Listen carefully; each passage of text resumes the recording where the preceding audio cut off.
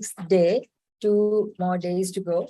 So we are very excited and we are really happy that you all are engaging with this program, and we know that you have gained the maximum benefit, maximum knowledge out of this program. And please do remember, ladies and gentlemen, learning, willingness to learn is your choice. As you all know, CCB is one of the foremost engineering consultancy services provider in Sri Lanka. We consider human resources or the human capital as the heart of the bureau, and we have very unique characters in CCB who have given their maximum contribution to grow. He has been the chief geotechnical engineer of nationally important projects such as the Southern Expressway project, Defence Headquarters project, Matara Kataragama Railway Extension project, Kaluganga Dam project, Colombo Port City Development project, which have been executed with the involvement of reputed internal consultants and contractors. And he's taking over the main responsibility of geotechnical engineering consultancy services in CCB. Deputy General Manager, Geotechnical Engineering. Ladies and gentlemen, please welcome Dr. JSM Fauzi. Yes, sir, over to you. Thank you, Sarasi, for that kind introduction. Greetings for everyone.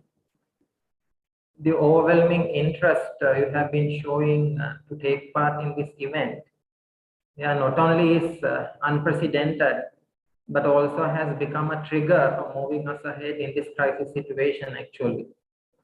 So thanks so very much for all of you, and hats off to the excellent resource speakers and the TRD of this event. And said that, let me please spare a couple of minutes to share our capabilities in brief on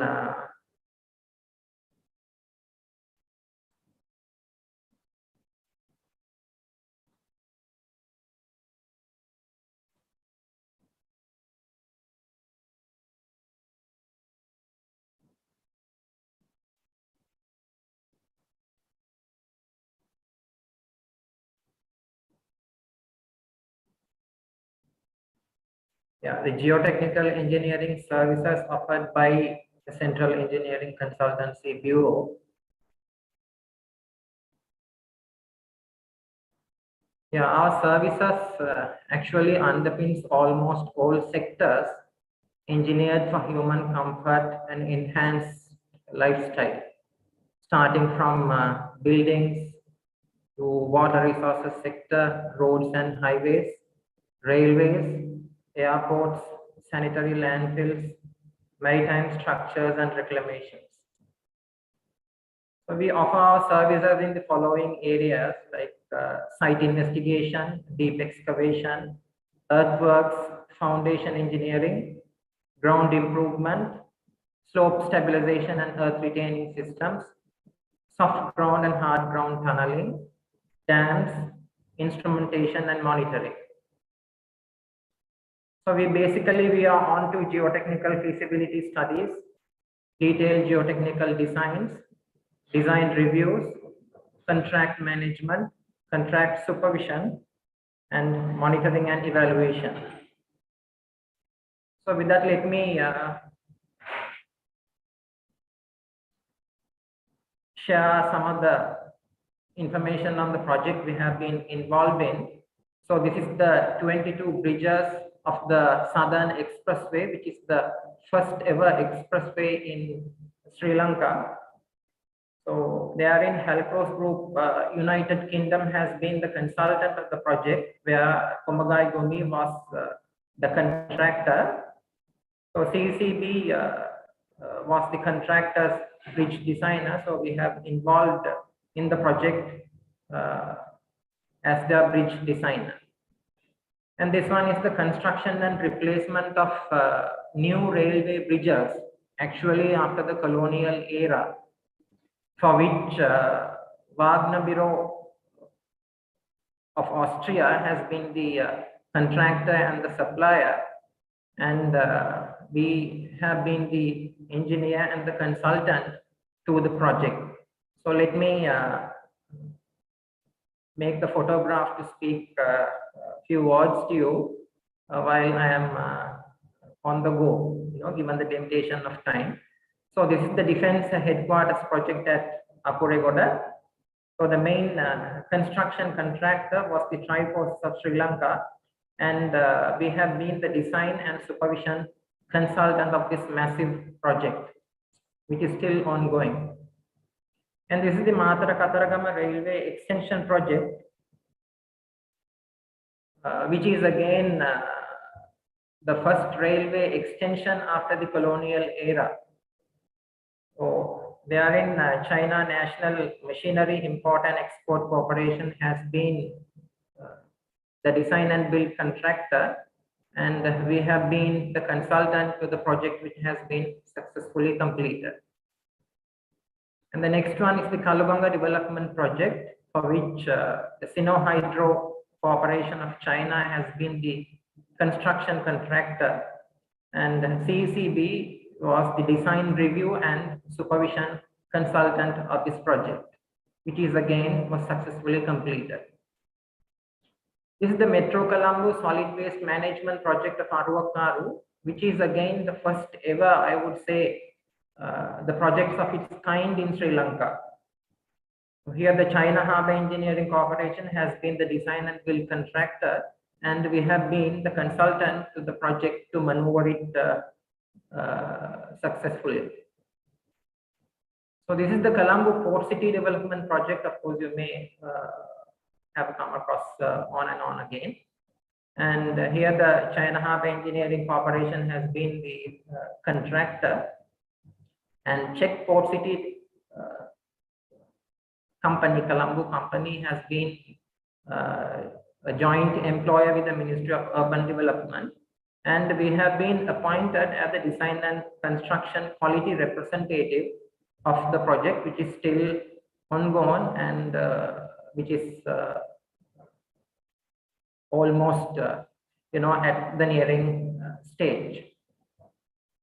So for the full range of geotechnical engineering needs, we bring ground engineering skills, which are complemented by our well-qualified and in-house expertise and long-standing experience in the field. Yet, we strongly believe that our networking will pave the way to reach out beyond the boundaries of our nation and rise against this crisis situation. So hoping your support in this endeavor, we remain. Thank you very much for your kind attention. Yes, sir. Thank you very much, sir, for your valuable insights and thoughts.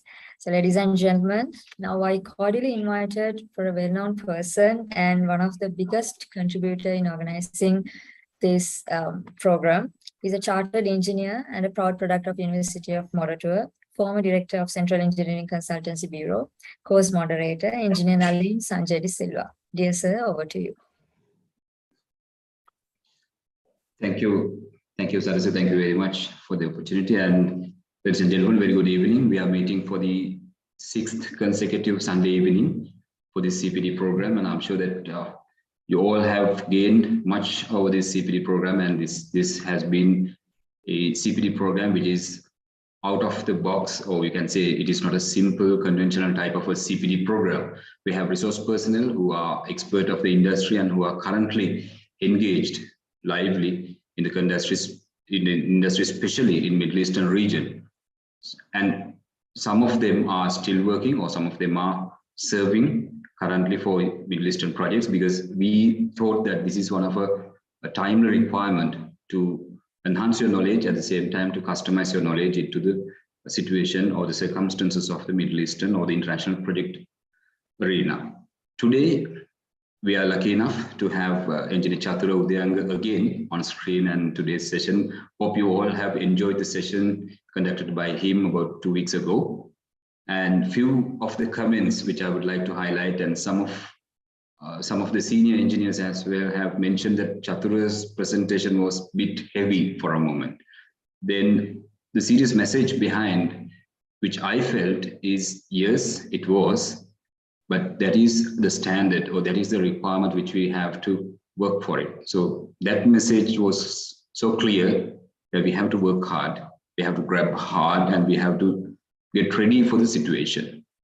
Ladies and gentlemen, before moving to the core session, I would like to highlight certain ground rules, which are our usual ground rules. We are not allowing anybody to use this chat box until we finish the core session, which mostly finishes around 9 o'clock. And from there onwards, we have that Q&A session. And for that Q&A session, we have this chat box. At the same time, you can use this YouTube streaming as well as a chat box to shoot your questions. At the same time, if you are registered and if you are being adapted to a WhatsApp group where you can put your questions straight away directly to coordinators or the organizers, so that could be taken into consideration at the Q&A session.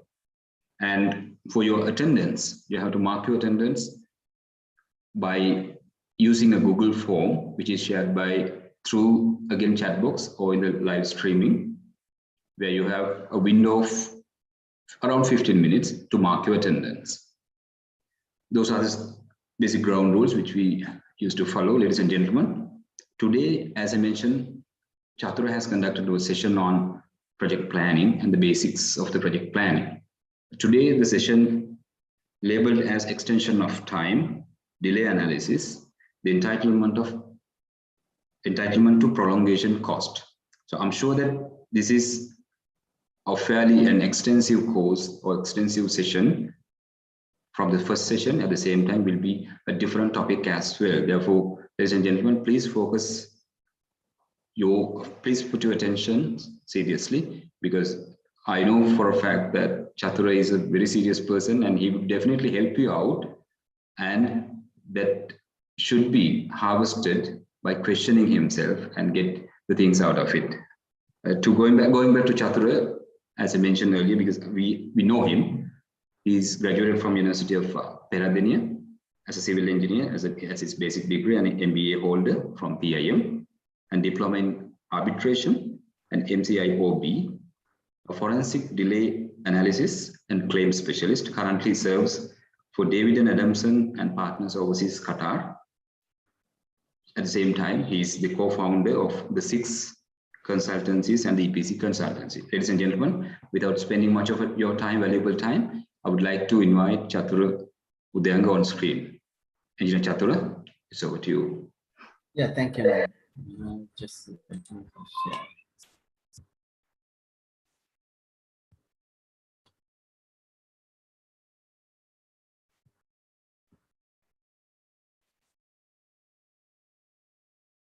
Is it visible now, Nalin? Yes, Chatura, very clear enough. Again, thank you very much, Nalin, for giving me the warm introduction. So, good evening to all of you.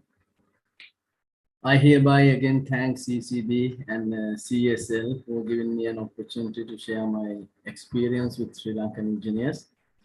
It is a real privilege and honor to be here today with you.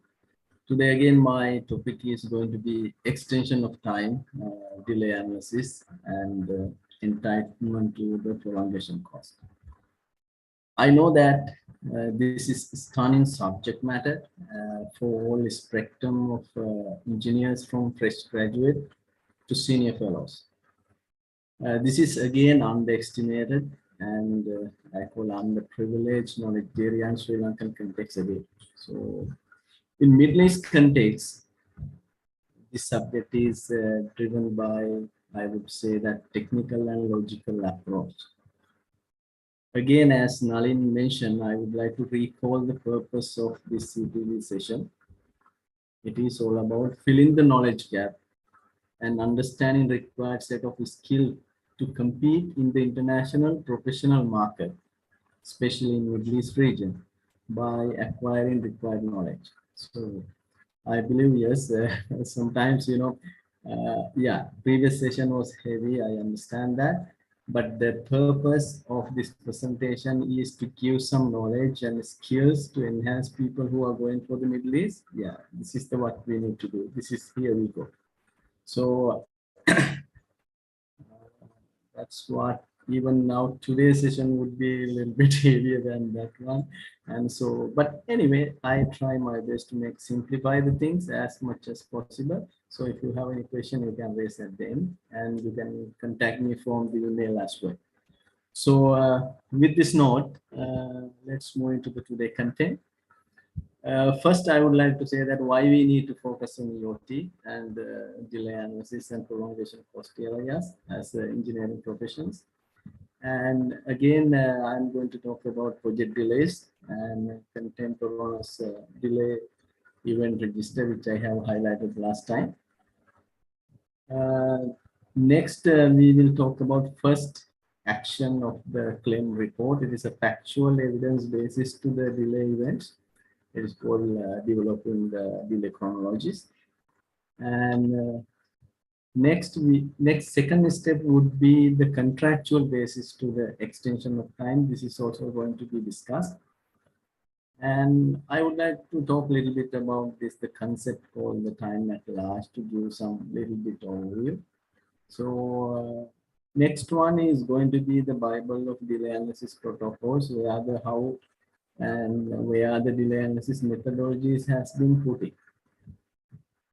The most important thing what I'm going to do is I'm going to give very small example, one delay in time impact analysis, and going to explain you how we are going to determine the extension of time through the TIA, or time impact analysis. It's a very simple one. Anyway, you could have to go with a more comprehensive one, applying the same thing, multiply and something like that.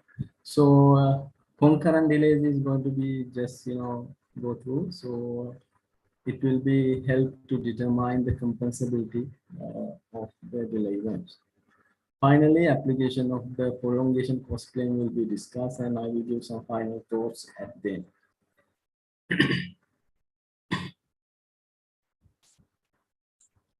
Now let's talk about why we need to focus on EOT and delay analysis and prolongation areas. In my reading, I would say that this is a niche professional market. It's like we can apply the blue ocean strategy. So that's why the less competition. Less competition means excelling in such a market is very easy, because if you go to the red ocean, a lot of people are there. So this is one reason which I would like to highlight you. And again, there's a high demand for delay analyst and claim specialists in the Middle East region especially. This is also I would like to highlight as one reason why we need to know that. Again, this is dealing with a lot of technical jargons and the logic creations, where I think most of Sri Lankans could have to cope with these things, because comparably the IQ levels are high in our graduates. And again, this is like we are solving real problems, because the contractors are suffering without extension of time, so that we could have to solve the real problem of them and giving the relief for them. That's also one reason what I would say. And again, it is having like comparably high salaries than site engineers or project engineers, or even project managers sometimes. So again, I would say that it is like an opportunity to improve the negotiation, problem solving and leadership skills, because the claim is all about like art and science. It is not science, it is art, not art, because it is combination of things. So that's what I was thinking, that we could have to improve such skill sets if we are dealing with these knowledge bases and factories in Middle East region. And even you can see the, leave the conventional cloak of engineer and see the things from the bird's eye view, and you can see that the project in totally different angle, and so this is also going to be helpful to improve some skills. And again, it is fun and joy. Definitely you need to do some presentation. There are hot arguments in the table, and even a lot of the times people don't understand what we are talking about. And if you go to some general forum, a lot of people are thinking we are talking the Spanish or the French, and that's also one fun fact which I need to highlight. It is real fun. So these are the things I would say that key point. I think that why we need to focus on EOT, delay analysis, and the prolongation cost areas. So, before moving to the presentation and content, I would like to give some message to you. Please remember, the most of claims finally solved in a coffee table. As a contractor, if you could have to do comprehensive, detailed, logical, or scientific report and submit to the consultant, sometimes it is not what we are going to get. Because the thing is that the preparation of good comprehensive report is to bring parties into the table. That this is the most difficult thing in a construction. We need to bring the engineer, client, and contractor into the table. So this is the challenge. If you by giving the good report, we can create the bridge between these parties. Because if it is good, nobody can just ignore and put into the dustbin. So that the main purpose of having the good claim report is to create the bridge and, let's say, give some appetite to bring people together to solve real problems.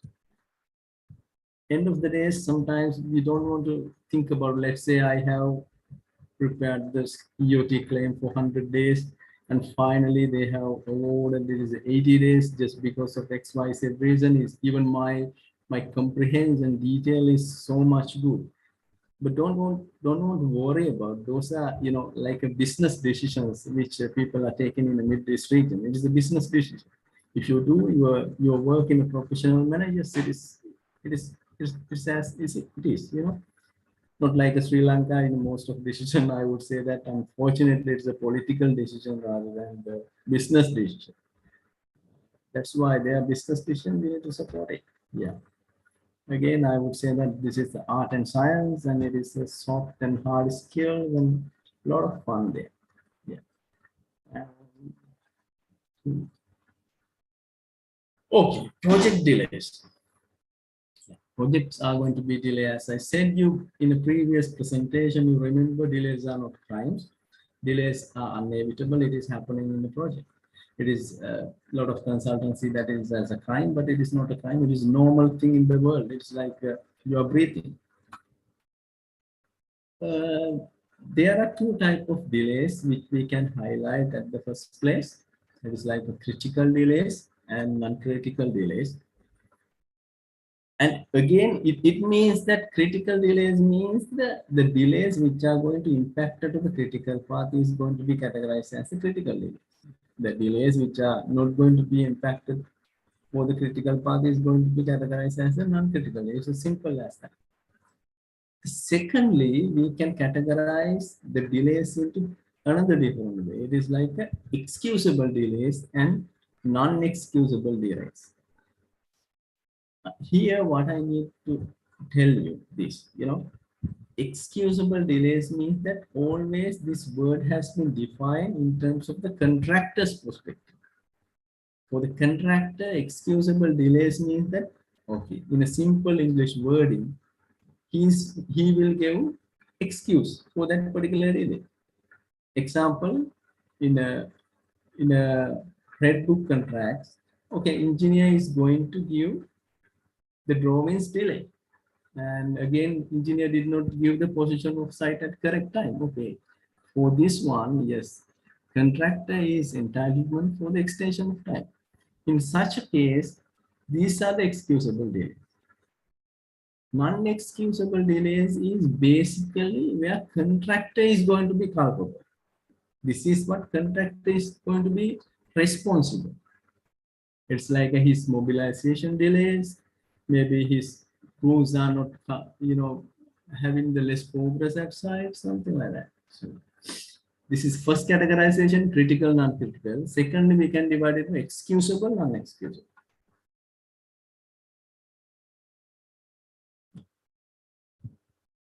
And here you can see that once it is done, EOT quantum is going to be found.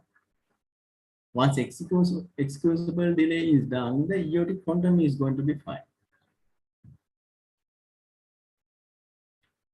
After that, what we need to do, we need to check the compensability. Compensability check, that means that now we know that the delay is excusable, okay, EOT should be grounded. Now, second step, what we need to do, we need to check the contractual compensability, whether this delay event is having contractual entitlement to claim the cost. Claim the cost. That's what it is coming like the compensable delays and non-compensable delays. Excusable delays, we are going to categorize into two categories: compensable, non-compensable. This is where we can find applicability of the prolongation cost entitlement is judged. From here, we can find out, okay, this delay event is compensable in terms of the contractual jargon. Yes, this is compensable delay. In the green one, now it is going to be excusable and compensable delay. Again, very important point is this. It is not good enough to become that particular delay event to be compensable in terms of the contractual perspective. To get the cost claim, you need to check the concurrencies. Concurrencies, I will explain you. The second check we need to do is a concurrency check. Because concurrency is also it is like a comprehensive subject. A lot of people written a lot of things about that one. In a simple way, concurrency is that, let's say, make it simple, more like there's engineer delays and the contractor delays. Example. Engineer delays as well as contractor delays are happening in the project. Let's say impact of the engineer delay as well as impact of the contractor delay is going to be happen in one time. It is defined as a concurrent delays. Okay, impact of the engineer's delays, impact of the contractor delays is going to be happening in the same time. It is defined as a concurrent delays. Please remember, it is not an occurrence. It is not the where it occurs. It is all about where it impacted. When I go to the example, maybe you will understand later that one little bit comprehensive way. Now only we could have to find out, okay, we know this is contractual, this is compensable. Okay, now we can find out, okay, this is, if it is non-concurrent delay, from the analysis, we could have to find out, okay, prolongation cost entitlement is going to be X to Y.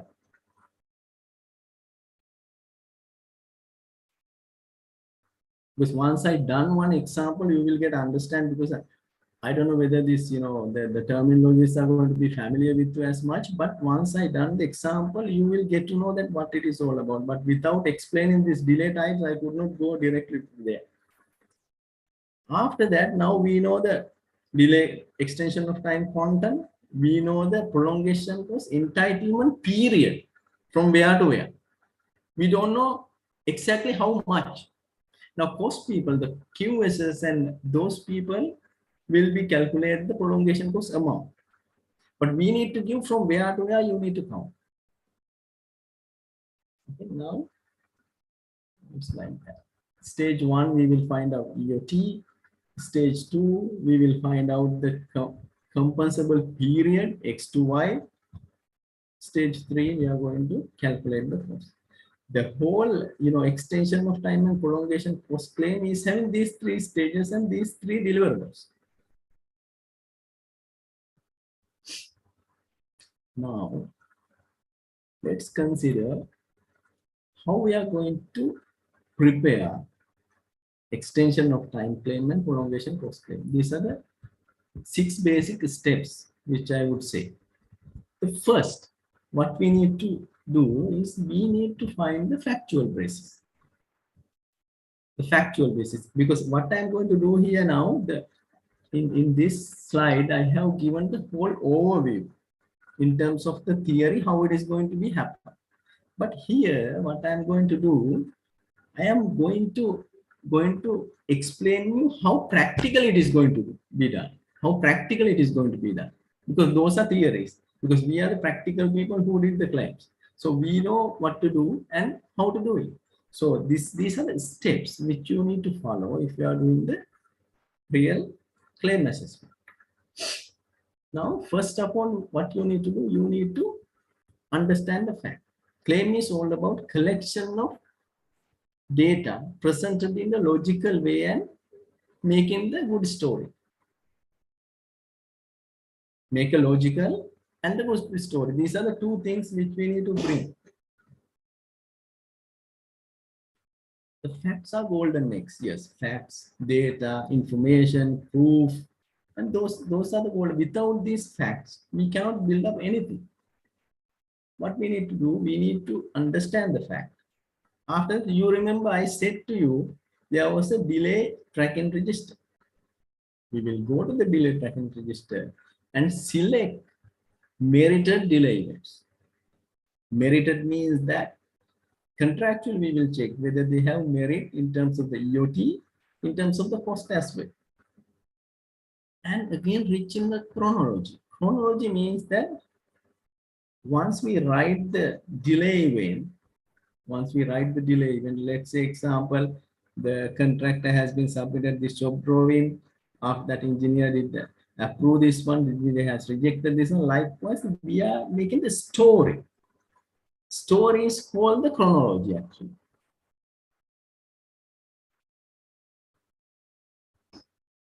Because that's why I am saying developing the delay event chronology shall be the key component of the narrative. Because without good chronology, in a first check, we are going to be out in a claim. Because we need to develop the rich delay chronology. Now, once we develop the chronology in a practical way, we will see some gaps. Because once we submit the drawings, okay, engineer has given the comments. But sometimes, once we check the records, practically what is happening, once we check the records, we understand that, we keep the drawings for 1 month. Instead of contractually, we need to submit within 7 days. Let's say example, we keep the 1 month. Now, once I write the chronology, I understand that there is a gap. From as a contractor point of view, yes, he has keep more 3 weeks. So in that case, what we need to do, we need to dig down into the emails. We need to ask from the design manager what has happened. We need to build up the story and fill that gap. It is also a very important thing in the claims because we need to fill the gap in the chronologies. Otherwise, the story will not be completed. Actually, this is called art of writing a story because people like to listen to stories. That's why if you write the story in a good way, people will listen it. Even it is unpleasant story, some people like to listen it. See the sample of storytelling. This is how we are going to, make a story. This is one sample which I'm putting you on October, ABC showed, blah, blah, blah, attached device, commercial purpose. Likewise, this is like a huge chronology for the one delay way. The making the factual basis means that the developing the delay chronology is not the science. It is called art. This art of telling stories. We can bring people and to the gallery and they will listen our story. So this is all about. After we have developed the delay chronologies in factual basis, next we will check the contractual and legal basis. Basically, actually here contractual basis, because in a legal basis we are not going to do that.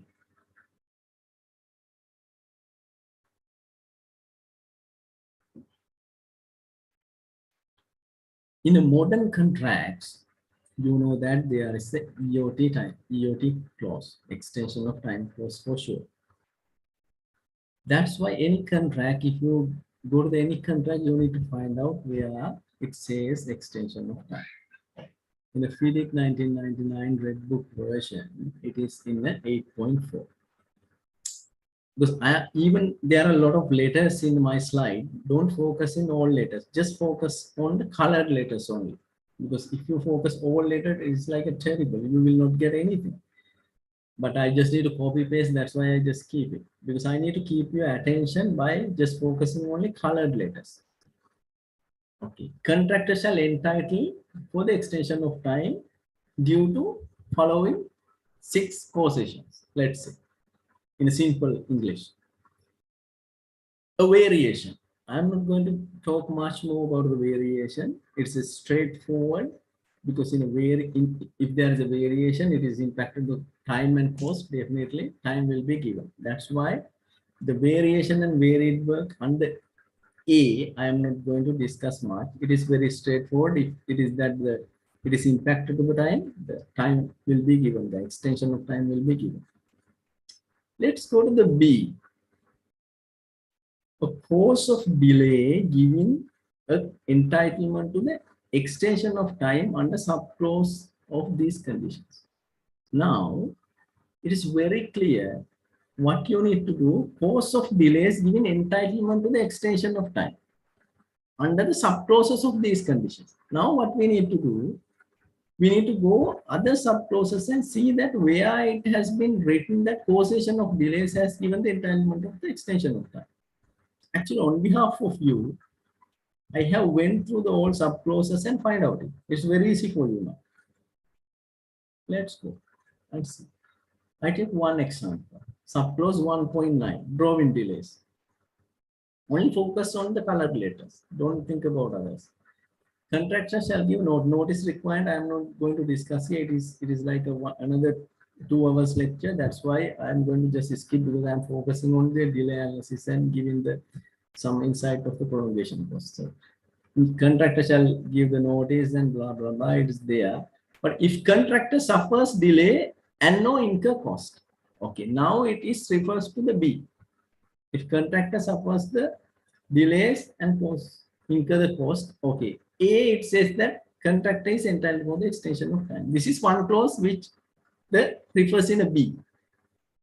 And very important thing is under B here.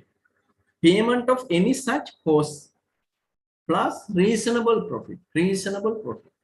Now here compensation is not only cost.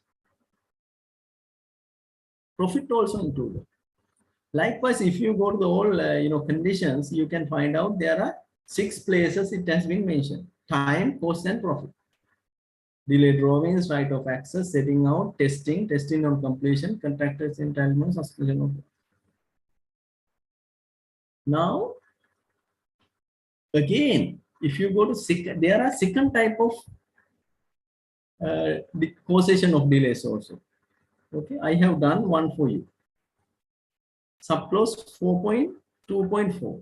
The finding fossil inside the ground condition. So, if contractor suffers the delay and incur the cost, extension of time will be given. It's very clear. Payment of any such cost. In here, no profit.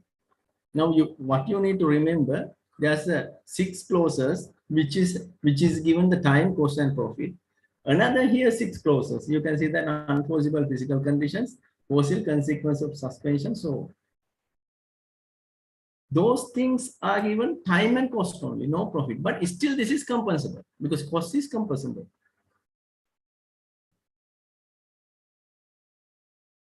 Okay.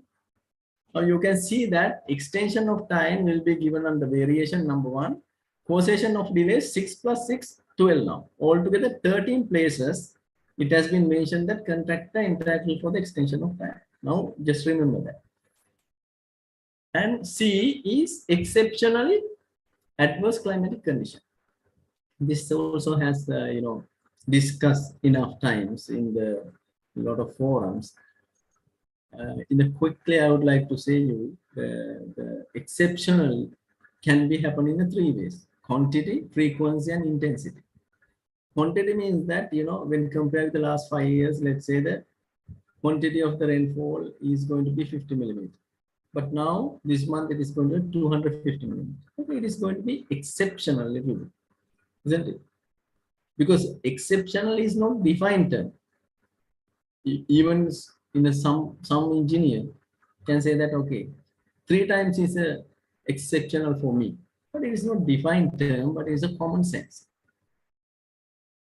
Second way of becoming exceptionally adverse is going to be the frequency. It is like the previous 10 years, rain has become like a 2 times per day. Now it is 7 times per day. It's going to be a little bit exception. And third way is going to be like intensity wise. It is like a 10 millimeters per hour before, and now this month 35 millimeters per hour. In a such a ways, you can identify exceptionally adverse climatic conditions. In this one, there's no cost, correct? This is the extension of time claim. There's no cost involved in that. And again, if you go to the D, unforeseeable shortage in the availability of personnel and goods caused by epidemic or governmental action. In the COVID claims, actually, COVID itself is not going entitlement, because you need to prove that COVID has been impacted and caused unforeseeable, yes, shortage in availability of personnel and goods. Because unless you prove this one, COVID itself will not give entitlement, because you need to show that there are less personnel because of the COVID, and there is an impact for transporting goods and something like that.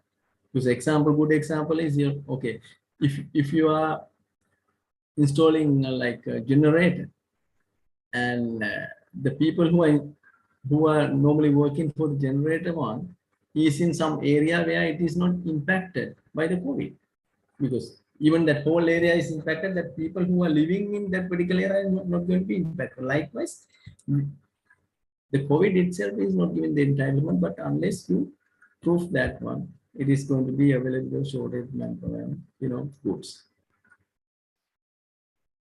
And this is also not entitled for the cost. Any delay, impediment, or prevention caused by the attribute of the engineer's personnel. So any delay created by the employer, yes, contractor is entitled for the extension of time. In a case by case, it is going to be cost as well. And another one clause in 8.5, it says that authority delays. It is also given the extension of time. I did not put it here in the slide. You can see now altogether variations 1. Variations also, under variation, there are a number of 12 different clauses, but I'm considering it as 1. And possession of delays, we have 12. And exceptional adverse climatic condition, altogether it is going to be 17 places. It just says that contractor is going to have extension of time.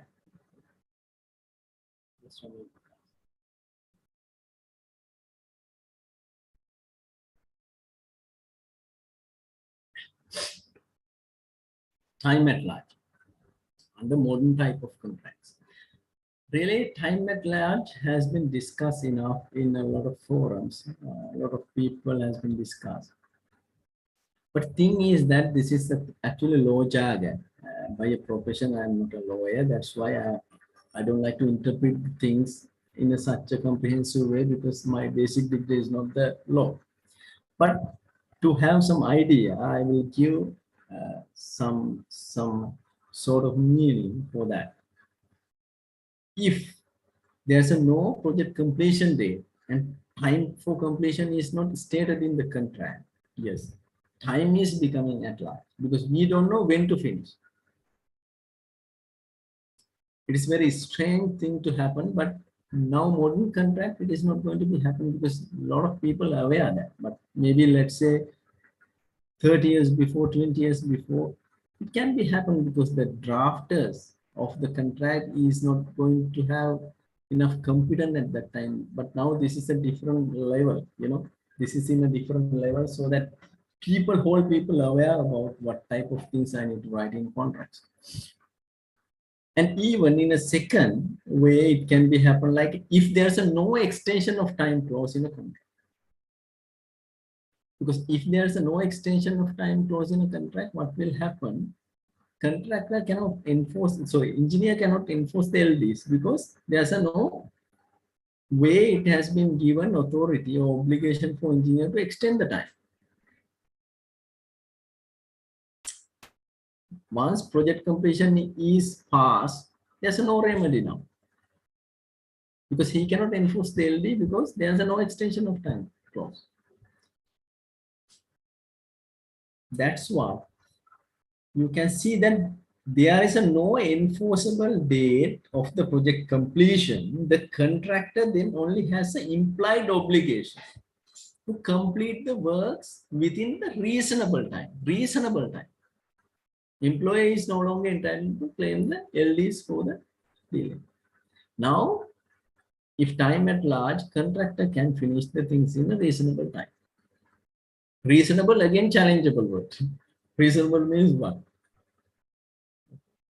But I think let's say even 10 years before this, this way of thinking works. But now in the modern contracts, what I would like to say is, so less relevant because modern contract is having almost all clauses because there's no gaps. We have program clause, we have EOT clause, claim procedure clause, maybe notice requirement is defined nicely, and time control procedure is there, claim management protocols are there. That's why there's a very chance to win the case by saying that there's a time applied. That's why it is rarely successful. Why I put this slide also, just a lot of people are asking time at large can be a case. Frankly speaking, modern type of contracts, it is very rarely successful. It's not going to be a case. Now, yes, I have discussed how we are going to make a factual basis. It is like developing the delay chronologies. The secondly, it is a contractual and legal basis. I have explained that how it is going to be contractually entitled for the EOT as well as cost. Now we are coming to the point where we need to discuss about the delay analysis and EOT claims, EOT content. If I'm going to talk about this one, actually, I need to go to the all Bibles of delay analysis protocols and say you that these are the things you need to follow. Basically, we have two protocols. One is AACE, other one is SEL. AACE is stand for Association for Advancement of Cost Engineering. It's a USA professional organization. They have published International Recommendation Factories 29R03. It's a forensic schedule analysis. This is one of Bible which says that how we are going to do the delay analysis and how we are going to select the methodology and everything is there. Again, Society of Construction Law, SCA, by UK people, they also have published delay and disruption protocol. Now it is in the second edition, 2017. Previous one was in 2002, I think. Now it is having the new version. If somebody asks how we are going to select the delay analysis methodology and how we are going to do it, the straightforward answer is go back to these Bibles and select what is the most appropriate. Because a lot of people are talking about, once we go to the delay analysis techniques, a lot of people are talking about as plan as build method, TIA method, window analysis, as plan but for. A lot of things are going to be told. All things are copied from the books written. But if we need to do the real scientific things, we need to think in the world and search where it has been written as a protocol. And again, this 52R06 also published by AACE for the TIA analysis prospectively. This is also one which I'm going to use. This is going to be a little bit heavy, I think so, but I would like to emphasize you like this. AACE has given 16 number of delay analysis methodologies. So 15 number of delay analysis methodologies. The only thing you need to remember in whole this slide is this.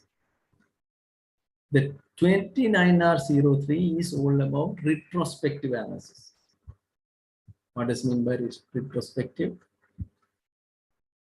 It distinguishes the timing of when the delay analysis is performed. That's mean prospect. There are two different delay analysis techniques.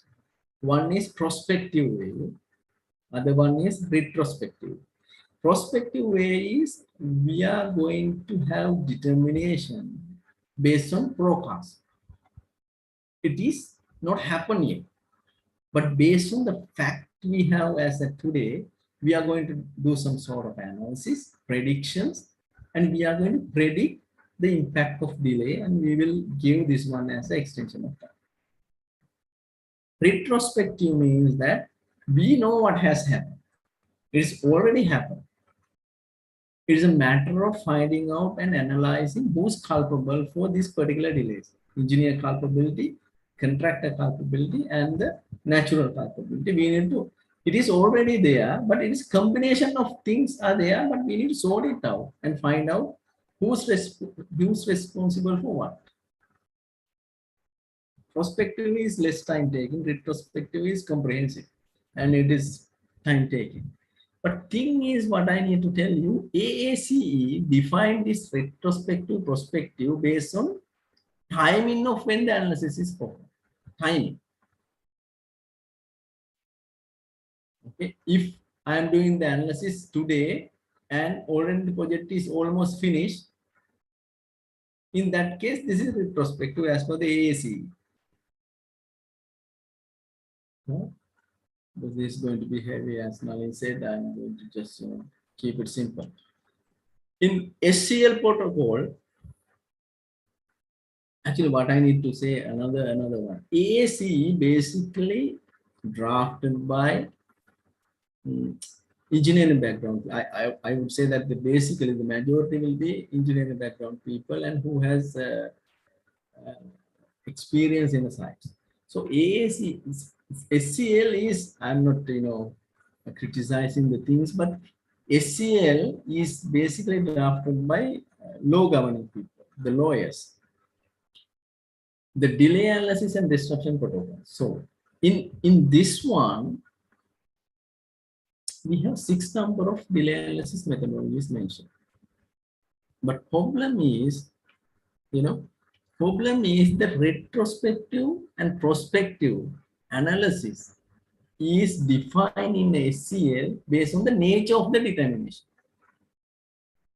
Because previously it was when timing has been happened. Now here retrospective, prospective is differentiated based on the nature of determination. Now, two different things. But here, again, they have come up with the 6 number of delay analysis techniques.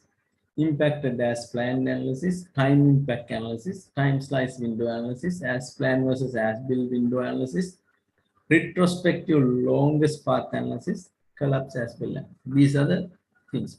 If you go to the SCL protocol, only 2 or 3 pages explain how to do this one. It is not good enough explanation. But if you go to the AACE, it's a bunch of pages. It is saying that how you are going to do, including the each and every activity and steps. I'm not comparing those things. These are the facts I'm telling you. I'm not saying this is correct or this is wrong, but both are correct. But these are the facts. Now, if somebody asks me to compare AACE taxonomy and the SCL protocol, very hard to compare because it's like a comparison of apple to banana.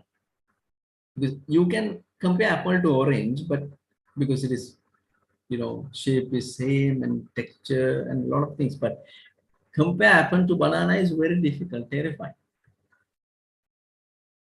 However, by considering almost all factors, almost process of doing the things, we just come up with some mapping of SCL protocols, 6 number of delay analysis technique into the AACE 29R03. This is the how it works. 2903R is more comprehensive.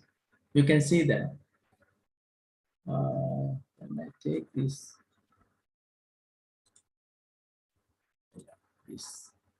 laser point. Yeah, you can see that here. Time impact analysis, prospective and impacted as plan is here. In terms of the prospective is concerned, but AACE no prospective. It is a retrospective. It is more accurate but time consuming.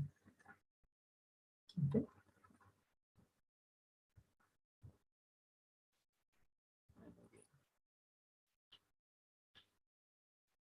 Actually, there is a misunderstanding of naming of the delay analysis methodologies. A lot of people, once you ask what is the methodology, people come up with different names because those names are in the books.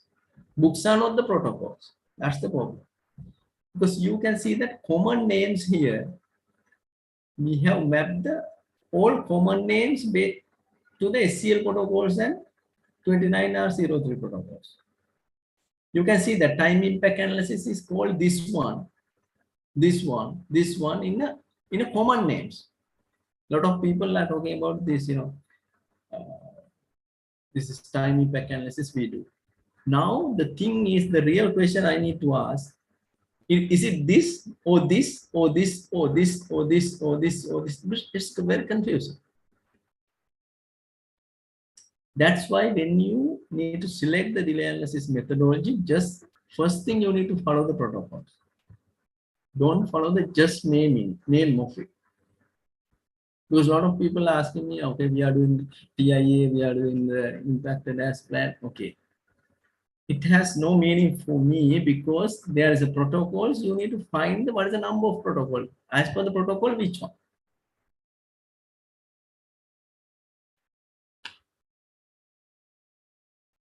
That's why claim teams need to discuss taxonomy and select the most suitable delay analysis methodology. Disregard how name it. Focus on common sense approach. It should be compatible with the common sense. Don't depend on the name. Practicability and implementation.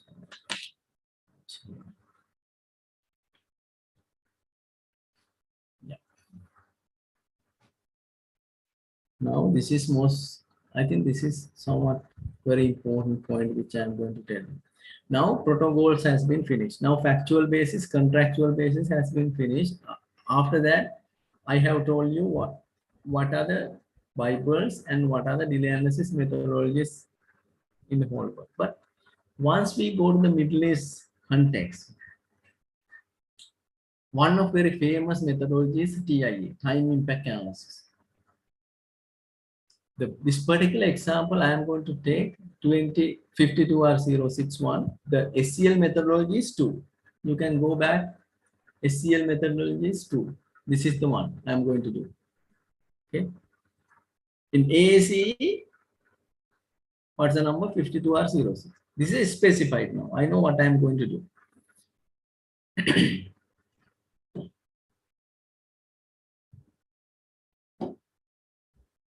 Please listen carefully. This one, once you understand this one, almost in delay analysis techniques and the methodologies, you will get more knowledge. So, okay, now the first step is, you know that there is a baseline program. It's like a T0. Let's say example. Now, in this methodology, what we are going to do, now we found out the delay events. You remember these 2 steps has been finished. Now we know what is the delay, merited delay event. Because in that particular my example, for whole project we have 1 delay event. One engineer's delay event, to make it more simple. Now what we are going to do, we are going to check when the delay event occurs. Let's say delay event occurs in this point. Okay, start to occur. Now, what we are going to do, we are going to look at the updates of the program, progress updates of the program. because every week or every month we are going to have updates, correct? We are submitting this one as a part of the weekly or monthly report in XCR files. That's mean the Premier files. What we are going to do, we are going to search most closest, most nearest updated file. We are going to take it. That's mean just before the delay event occurs, we are going to identify this is the updated program and updated schedule. Okay, so we take that updated schedule. You can see that in that updated schedule, these are all actuals. Now we have done this one just before the delay event occur. How it looks like? It is looks like that project is broadcasted T1 of delay. Fundamentally, who caused this delay? T1, because this is the one and only engineer delay event. If it is that, if the case is like that, this delay is caused by the contractor, definitely. Culpability is going to the contractor. You can see that here, okay, T1 delay is already recorded. Okay. We have only one delay event, this is one engineer delay event. So now what we are going to do, we take this it is called actually pre-impacted program. Please remember this name, pre-impacted. Sometimes some people call this before impacted program. I would like to say pre-impacted program. In a pre-impacted program, it shows the T1 delay. Now what we will do, we have the delay chronology. Remember that particular delay event, we have the chronology. This has been done, submitted, something like that. So from that chronology, what we are going to do, we are going to develop in this delay analysis language. The people are called this one the fragment. Fragment is not a magic. It is like we have the delay chronology. By using the delay chronology, we will build the Gantt chart. We will build the activity like the same thing, like something like that. Because I am just putting as a one bar here. It's like a number of bars. It's like a set of activities. Like an example, you think here, so engineer's delays. Let's say example, drawing delay. Example, engineer did not provide drawing of second floor structural element at correct time. This is the day he's supposed to give. Now he did not give up to this point. It's simple as that. This is the delay, engineer's delay. Why I put here it is excusable? Why?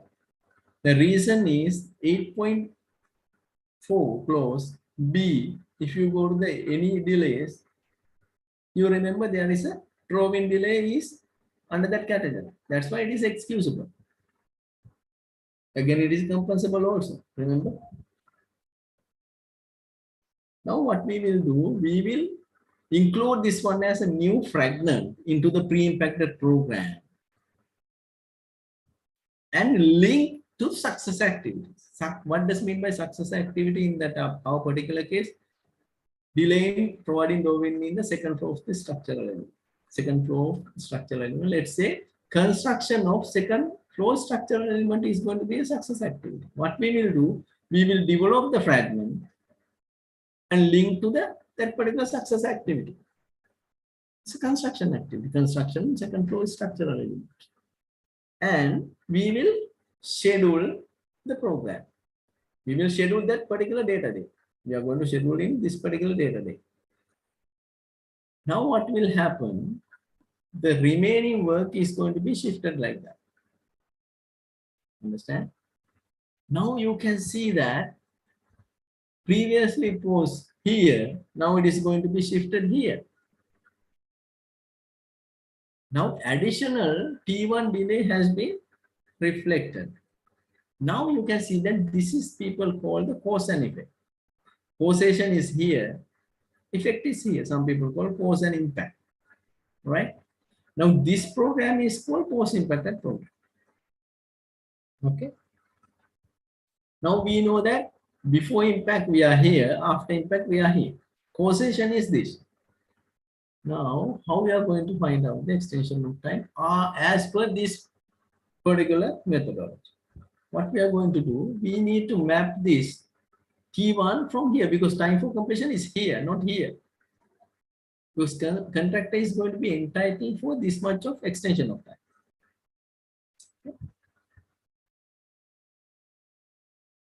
Now this is called the extension of time. It is going to be start from here. It is called excusable delay, remember?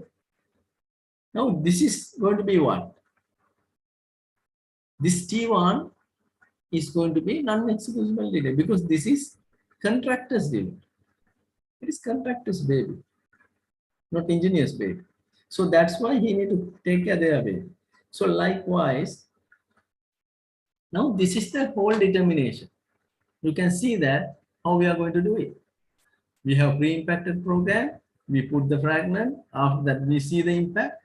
After that, we map this one from here to here and determine the extension of time. This is most simplest methodology which I could have explained. Okay. Now, let's move into this is the, now we know what is the extension of time, correct? Because we have only one delay event, one engineer delay event. Okay. Now, I'm going to check the compensability. Remember, the second stage is we are going to check about how much cost I can claim from that. I'm not going to explain this. This is the previous. This is here as a one shot. T1 is here. This is the pre-impacted program. This is the post-impacted program. This is the effect, something like that. Now, okay, excusability is here. Now we know that this particular delay event has what? Compensability is there. Compensability check we have done as per the contract. Yes, it is yes. Now, okay, we know that it is yes. Now, what we are going to do? We are going to do the concurrency analysis. Concurrency means that we need to consider contractor's delay event as well. This concurrency is all about impact of engineer's delay event as well as contractor delay events happening in the impact zone. So you see, this is a contractor's delay event. Let's say similar way, what we are going to do, I just keep this one as a causation is TX. Contractor delay is non-excusable delay. It is a contractor's delay. We just put as a module, and because this is less than that one, I consider in my example, this is more, this is less. And you will find out what is the effect from the contractor's delay. Now you can see that this is the contractor's delay. Okay. Now, the concurrency is all about happening occurring things parallel in the impacted zones. Now you can see that this is engineer's delay impacted zone. This is contractor's delay impacted zone. This is the effect. This is a causation is here. You can see that this is concurrent, correct? This is happening at the same time. Impact, that's the definition, you remember? Impact is going to be happening at the same time. This is called concurrent delays. But if you can see this is non-concurrent delays, where contractor has entitlement for the cost. If it is concurrent, he has no entitlement because contractor also having delay in the same time. If this is the non-concurrent delay. Now the fundamental questions come here. What? Lot of actually Sri Lankan engineers, my friends also just asked, you know, a lot of people are giving the prolongation cost here. But it is not where we need to do the prolongation cost, because this occurrence, in occurrence we are keeping our people stuck at site, no? So we are keeping our people when it is occur, not when it is impact. That's why what we need to do, we need to map this quantum of impact into the occurrence. you can see that this is the engineer delay, this is the contractor delay. What we need to do, we know that contractor delay is going to be finished here in the occurrence. This quantum is going to be pasted here. This is one way of doing this. There are a number of ways. I am not going to waste time, but this is a simple way of doing it. There are different multiple ways. But in that particular example, this is the way, the simplest way which we can do. Now, this quantum is going to be mapped from here to here. Now you can see that if you consider here, the point of the program here, yes, there's a no contractor. If you consider here, there's a contractor delay, client delay. You cannot get the cost because if it is concurrently happening, you have no entitlement for the cost. Okay, if you consider the here, you can see that engineer delay is only continuing. So in that case, you will be entitled for the prolongation cost from here to here, D1 to D1 to D2. Chatura, Chatura, sorry to disturb you. And what I see is this is the heart of the explanation, and I would rather happy if you can spend 3-5 minutes to explain this in Sinhalese as well. I think that this is the most important part of today's session, in my understanding. Yeah. So could you please take a few minutes to explain this basics, this graph itself in Sinhalese, please? Sure. Sorry, frankly, I forget. So, yeah, the make a when mehema time for completion එක දෙන මේ ටික මම හිතන්නේ ඒක තේරුණා කියලා, right? එතනද මම පටන් ගන්න සිංහලෙන්. Extension of time එක අපිට grant කරා, right? ඊට පස්සේ දැන් අපි කරන්නේ contractor delay event එකක් module කරගන්නවා මෙතන. Contractor delay event කියන්නේ non exclusive. කෙලින්ම එයාගේ baby තමයි ඒක. එයා responsible නේ ඒකට contractor විදියට. අපි කරන්නේ contractor delay event එක module කරලා මේකේ effect එක බලනවා මෙතන. Right? දැන් concurrency කියලා define කරලා තියෙන්නේ engineer delay event එකේ impact එකයි contractor delay event එකේ impact එක වෙලාවට වෙන්නේ. effect එක. Right? ඒතකොට මෙන්න මේ කැලල තමයි concurrent delay එක වෙන්නේ. මොකද මේ දෙකේම impact එක වෙලාවට වෙලා තියෙන්නේ. එතකොට මෙන්න මේ කැලල තමයි concurrent delay එක වෙන්නේ. මේ කැලල non concurrent delay. non concurrent delay වලට තමයි අපිට prolongation cost entitlement එක දෙන්නේ. මොකද engineer delay event එකයි contractor delay event එක එක වෙලාවෙ වෙනවනම් extension of time එක දුන්නාට cost එක දෙන්නේ නැහැ නේද? එතකොට අපි කරන්නේ මෙන්න මේ දෙකේ දැන් මේක කරන විදි කීපයක් තියෙනවා. දැන් මේකට ලේසිම විදිය තමයි මේ මම අරන් තියෙන simple example එක. දැන් මේක ටිකක් complicated වෙනේම දැම්මා. ඒතර මේ කැලේ අපි කරන්නේ මෙතන මේ edge එකට ගියාට පස්සේ ඇත්තටම අපි ගිහිල්ලා බලනවා. මේ හරියට ගියා, මේ හරියට ගියා. කොතනද මේක paste කරන්න කියලා හොයාගන්න එක ටිකක් technical වැඩක්. ඒක experience එකෙන් එනවා අපිට. මේකට මේ particular example එකේ මෙතනට ගියාම මෙතනින් එහාට ගත්තොත් මෙතන contractor delay event එකක් නැහැ නේ. මෙතන engineer delay event එක තමයි dominant වෙන්නේ. එතකොට occurrence එකට මේක map කරද්දී අපිට මෙතනින් start කරන එක ලේසි. එනවා දැන් මේක එක එක විදි දිනවා එක එක what I would say ඔස්තාරලා එක කතා කරනවා. දැන් මේක මෙතනින් ඇයි start කරන්න බැරි කියලා. මේක මෙතනොත් start කරන්න පුළුවන්. ඒවට තව logic තියෙනවා ඇයි ඒක බැරි කියලා. දැන් මේකෙදි particularly මේක තමයි ඇත්තටම හරි විදිය. හරි? මම ඒක explain කරනකොට මේක ගොඩක් වෙලා යනවා. දැන් කෙනෙක්ට කියන්න පුළුවන් මෙතනින් මේ පැත්තට මැප් කරා නම් හරි කියලා T නම් concurrence කියන්නේ. yes ඒකත් වේ එකක් තමයි. ඒක බලන්න තව ඒක කියන තව පොඩි checks ටිකක් තියෙනවා කරන්නේ. ඒකෙන්ද ඒක අපි එච්චර නොගෙහින් මෙතන ඉඳන් මෙහෙට ගන්නවා කියලා හිතනවා. හරි. එතකොට ඒක තමයි නම් concurrent delay එක වෙන්නේ. දැන් අපි prolongation cost එක entitled දැන් අපි final result එක හොයාගෙන ඉවරයි planners perspective එක. අපි කරලා තින්නේ අපි කියන්නේ කලින්ම මෙන්න මේ analysis එකේ extension of time එක මෙන්න මෙච්චරක් හොයාගත්තා. දැන් EOT කියන එක. මේකනේ මතකනේ.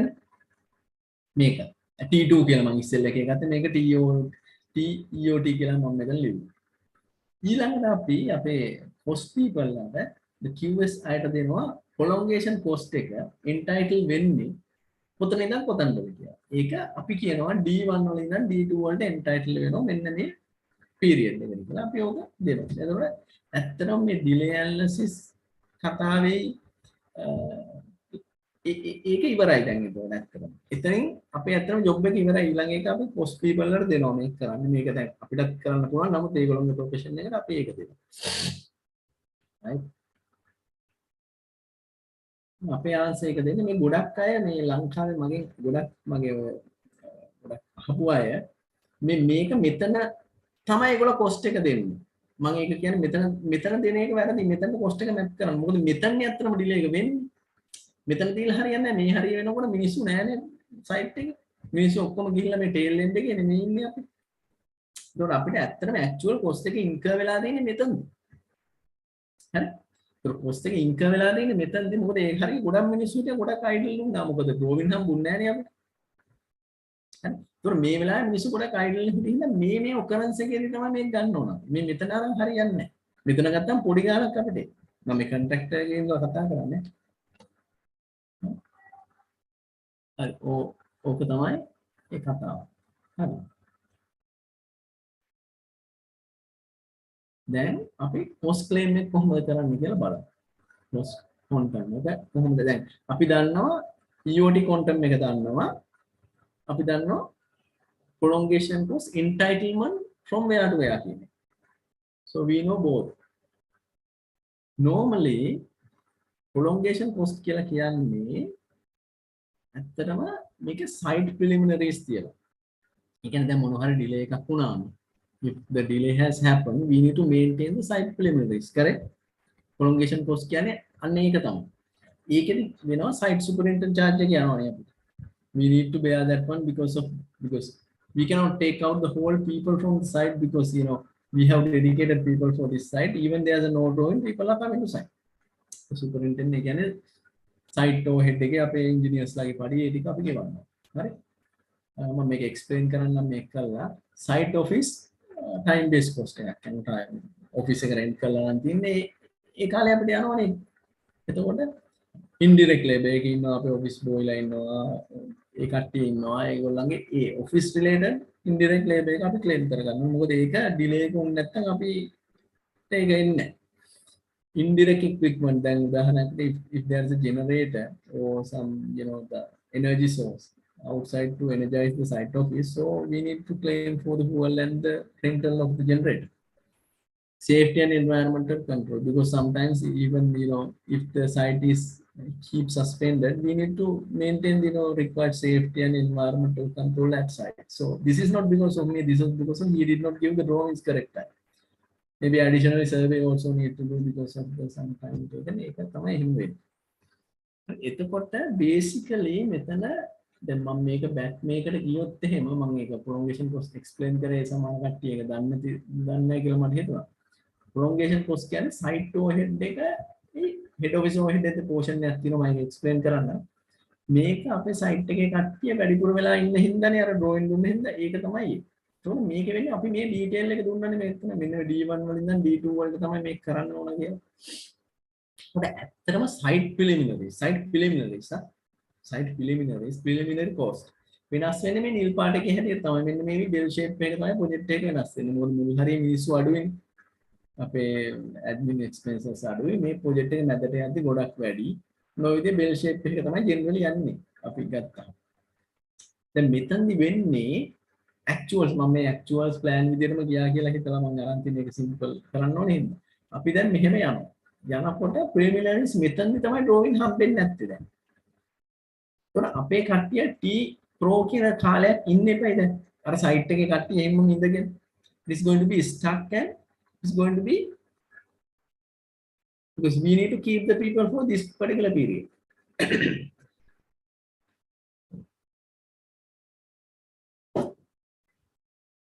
We need to keep the people for this particular period at site. So we need to maintain site office ඒක තියෙනවා. එතකොට මෙන්න මේ period එක දැන් ගොඩක් කට්ටිය ලංකාවේ මෙතනින් තමයි මේ ගන්නෙ. මේක මෙතනින් අරන් වැඩක් නැහැ. මේ හරිය preliminary නෑනේ මිනිස්සු ගිහිල්ලා.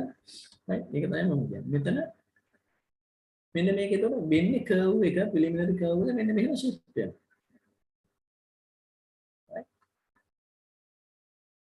එතකොට වෙන්නේ ඔන්න ඔහොම තමයි. site preliminaries and site overheads. preliminaries මම explain කරා මේවා තමයි site preliminaries. right basically site overheads, site running cost එක තමයි පිළිගන්නේ. And head office overhead එක කියන්නේ දැන් ඇත්තටම මේ project එක, if there's any project, there's some people who are in head office are working for this particular project. They have contribution, like one person, one QS is working for 5 hours in a Tuesday, and QA/QC engineer maybe 1 day per week.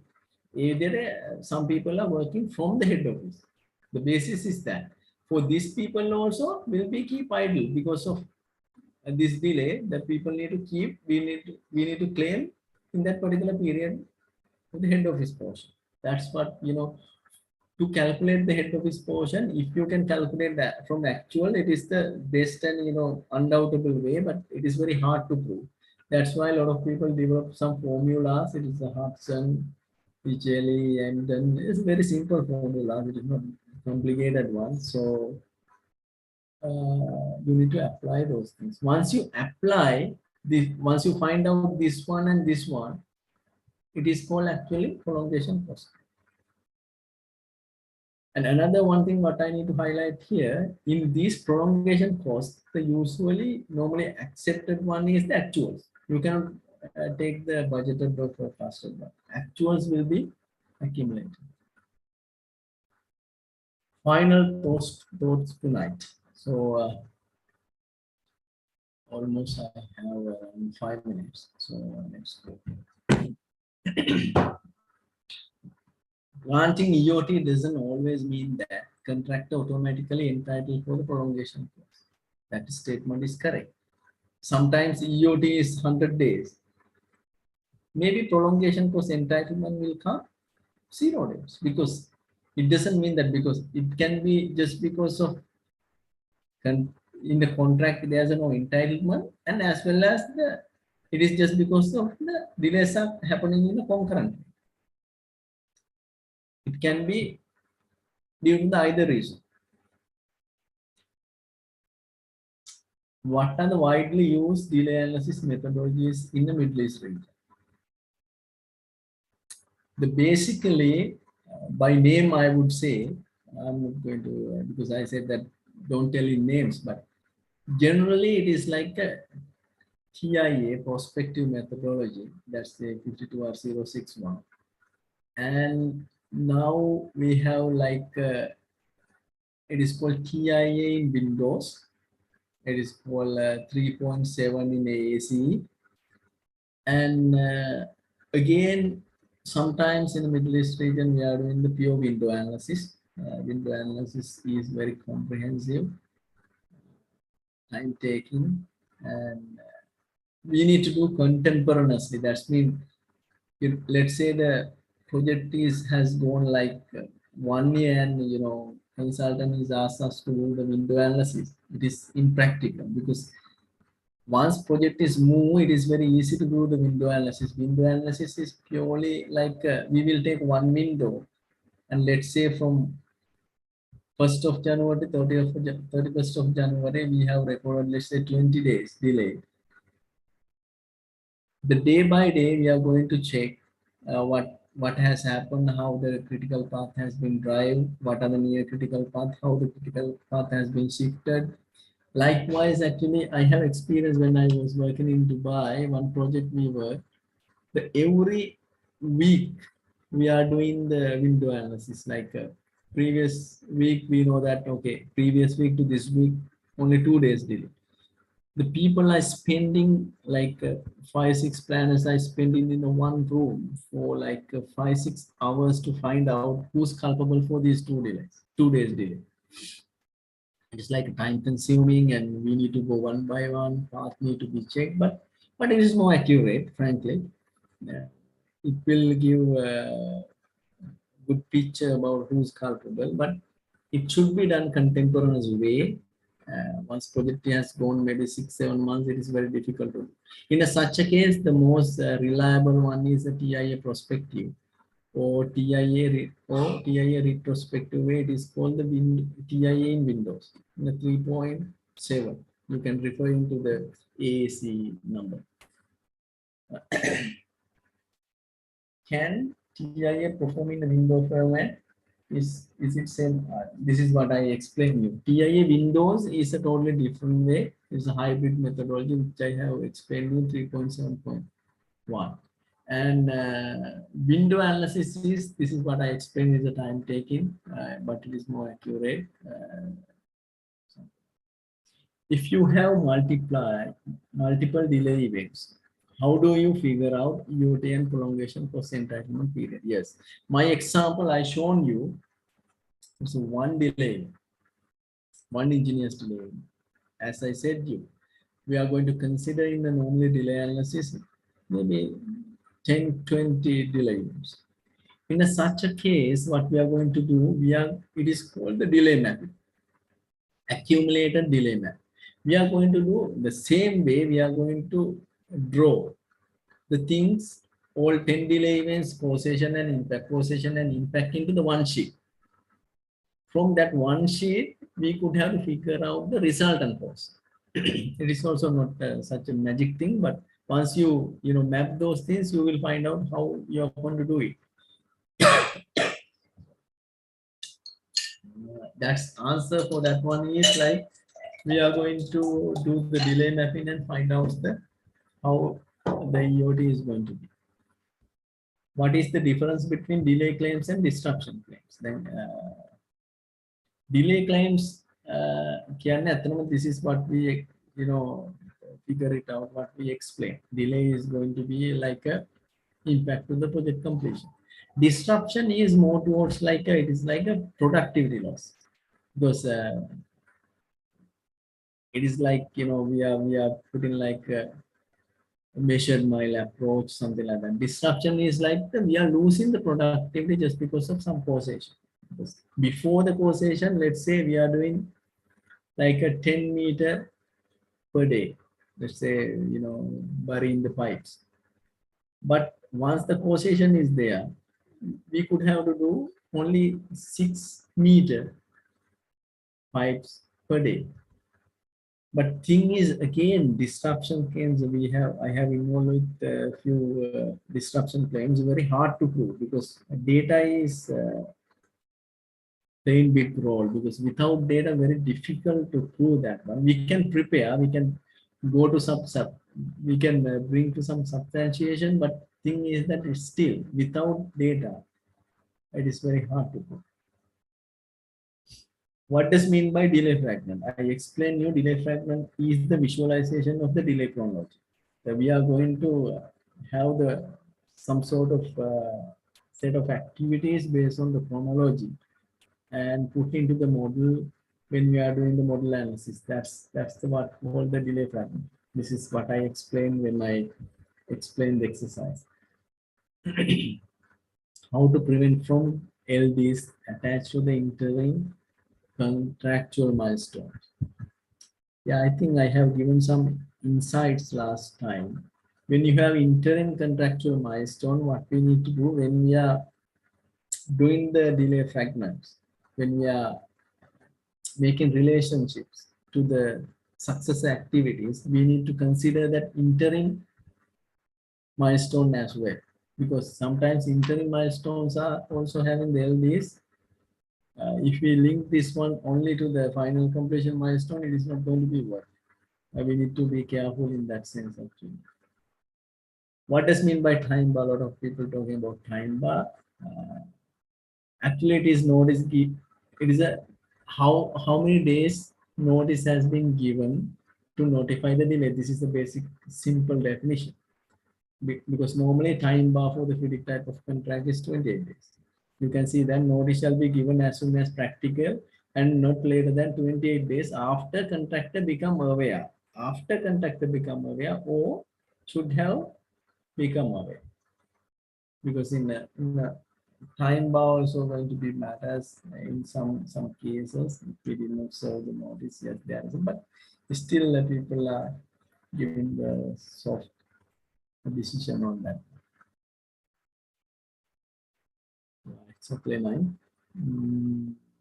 Yes, Nali. This is I think you can for the Q&A. I think it is a little bit heavier, as Nali said. but I try my best to make simplify. And I personally believe that, this is the knowledge base, this is the skill set which we need to enhance if we need to work in Middle East in this particular area. So I think I'm willing to help the people and bringing out of these things. So that's my point. Yes, Nali. Thank you, Jatra, and thank you very much. And especially when I was going through your presentation, and I've seen a lot of hard works. To be honest with you, that I've seen the animations and the extractions from certain clauses and how we have prepared. I'm sure that it would have been definitely a time-consuming exercise and homeworks, and preparation was brilliant. And thank you very much on behalf of CCB and the whole professionals of this CPD program and Sri Lankan professionals. I would like to thank you very much. And it was a great session plus great presentation, because as we both know that this is a tough session to digest, but the way you have delivered and the way you have presented was remarkable. And I would highly appreciate if you can share the proper presentation in a PDF format at least, and officially give your permission to share with the participants. And thank you, Chatura. And before moving to the Q&A session, I think that the organizing committee has some advertisement to be played, and within a maximum of 1 to 2 minutes time, we'll come back. And Chatura, I would rather happy if you can stay few minutes, like 20 to 30 minutes maximum. By 9:30, we will wrap the things up. And please stay with us until we finish the advertisement and then the Q&A session. We have few questions lined up, and at the same time, we can parallelly give the opportunity to audience to voice up their questions as well.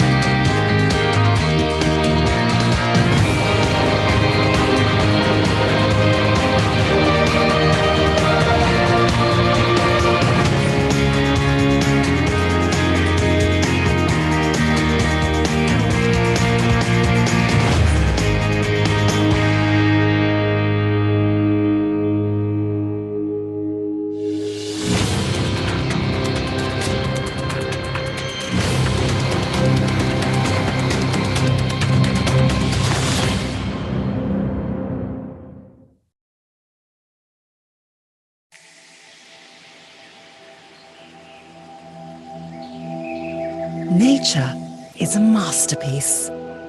Preserve its beauty while surrounding yourself in the transcendent aesthetics of your dreams.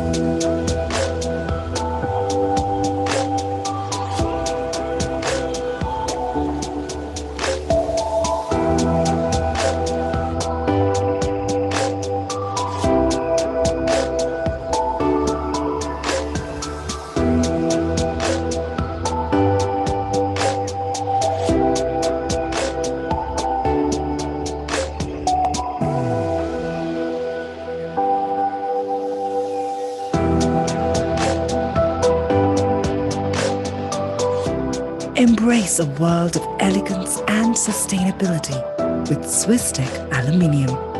Swisstech Aluminium. Live in elegance.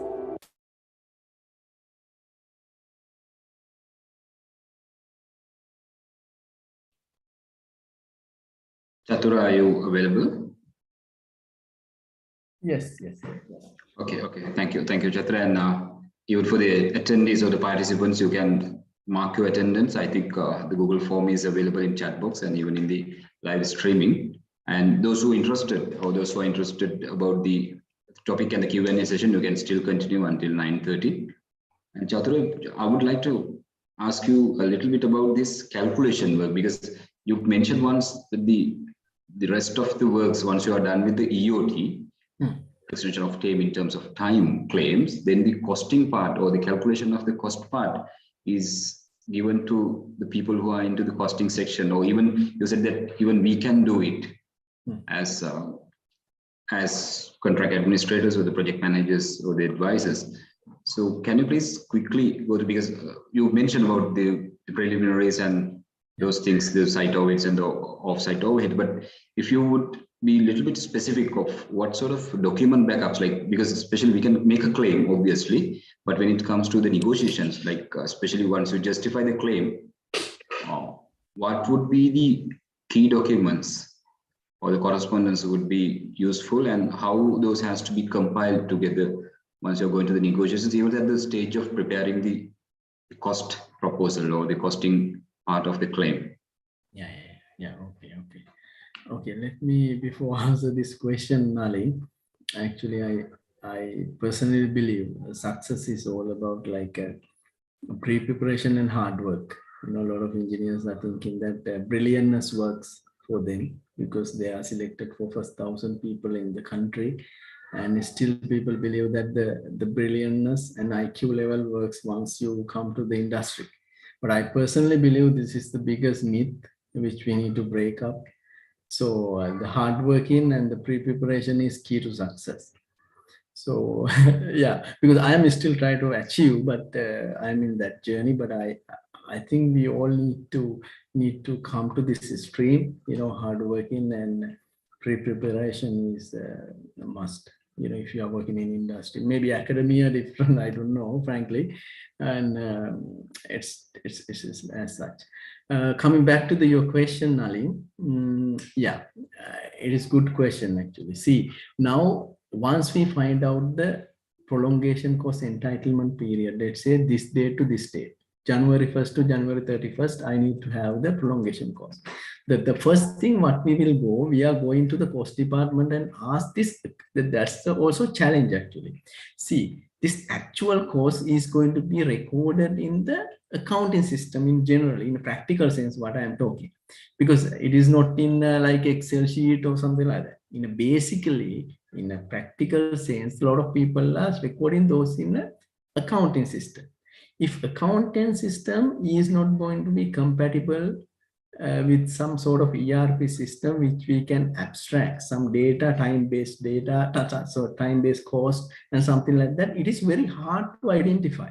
Actually, what will happen normally, once you go to the cost department, they will say that, okay, this date to this date, all cost is this. This is a dumping, you know. This is a practical sense what I'm, you know, practically what is happening. We go to the cost department, they will say that, oh, this here to here, these are the all costs incurred to us. Now, actually, it is very terrible to find out what are, because cost codes are there, no? In a practically cost code 506, they have description, but actually I don't know which cost has been the data entry man has been put into this particular cost code. You know, little bit research to be done on that particular area. Once they have given the whole cost code system, you know, they will give the one Excel sheet, cost code is this, cost description is this is the cost code, this date to this date, something like that. But little bit research we need to do to understand their cost system, actual cost managing system, to understand how we are going to sort it out. This example, superintel cost. Example, time-based maintenance cost. Because we don't know from where, from which cost code they have entered. Because it is also challenge actually. The practical sense, we need to have some sort of discussion with the cost people to understand how the data entry has been done in actual cost. Because in such a case, normally what we will do, we will after we, you know, go through and understand those things, we will give tick, you know, give me this cost, this cost, this cost, and this cost, you know, because normally accountant people give dump in everything because they need to take all costs. Like that, it is practically what is happening, but we need to be careful to pick the right cost centers only. Yes, Chatru, thank you very much. And if I am to extract much more of your knowledge from your brain and your experience, and can you share some few of experience, because we build up the claim and we submit the claim. Yeah. And as you well mentioned at the very early stage of the presentation, that the final negotiations take place in a coffee table. Maybe we have that negotiated prices. And can you simply explain or share your experience on what sort of difficulties, as a maybe in terms of a contractor's point of view, and how they are struggling to justify those figures? Because what I know is you prepare a claim at maybe at the end of the project, but sometimes the negotiation happens after maybe 6 months or 1 year, even at the final account stage. Sometimes the negotiations keeps going on, and later on, sometimes the people get changed, and finally the contractor fails to justify his or her claim.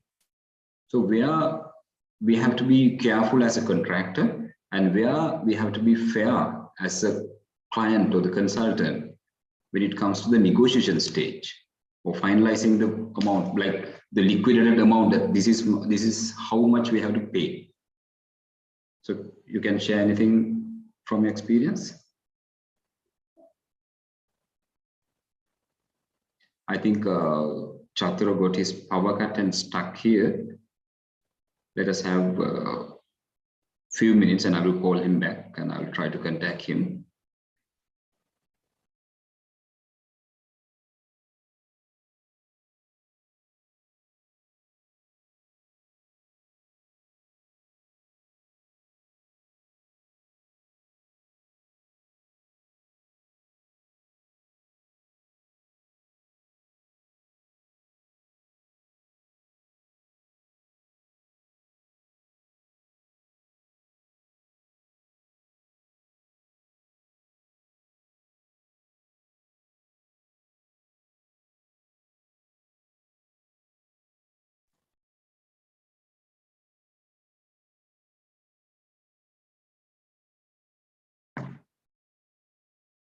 Ladies and gentlemen, please bear with us maximum of 2 minutes, and he just called me back and he will contact me. Now, luckily or unluckily, he's in Sri Lanka. Therefore, we have to experience those power cuts. If the resource personnel are from Dubai physically, we wouldn't have this much of an experience. So please bear with us. And meantime, if you have forgotten to mark your attendance, please go to the chat box, and organizers, please, if you wouldn't mind, can you please again put these links for those who couldn't mark their attendance, so you can mark your attendance. At the same time, I would like to remind you that the YouTube streaming has already been uploaded, and you can go live of this streaming. At the same time, there are buffered previous all sessions, like being the 6th session today, we have all 5 sessions archived in the YouTube channel, so that you can watch them at any time. So we urge you and we recommend you to get the maximum out of these sessions, and you can share with your friends. You can be ready with your own arsenals in terms of knowledge. So that's the key ultimately. And many of us, especially myself, if I'm to share some of my experience, because I know for a fact that entering to the Dubai market or the Middle Eastern market is a challenge, but surviving is much more challenging, because there are a lot of environmental issues, I should say. Especially people are from India, Bangladesh, Pakistan, and there are some, we call the non-oil rich countries, which are from the Middle Eastern itself, because they have a certain favor to those people around, maybe people from sometimes Lebanon, and sometimes we call that Misris and Egyptians particularly, because sometimes it's very difficult to manage those people. And even once they are in the argument or once they're in the negotiation table, it's very difficult sometimes to negotiate with them. Therefore, we have to be very careful with our other qualities as well, not only just the skills what we gather, at the same time the negotiation skills, the personality, and the way you communicate with them properly, and to respect those cultures particularly, because we can find, especially in Dubai, there are all types of cultures. We call it's a cosmopolitan nature. There are different types and the customs. So you have to be very careful and you have to be respectful for other cultures and the customs so that you can earn a good professional background. Chatru, are you back in? Sanjay, can we see Chatru in? Let me. Sorry? Check me, sorry.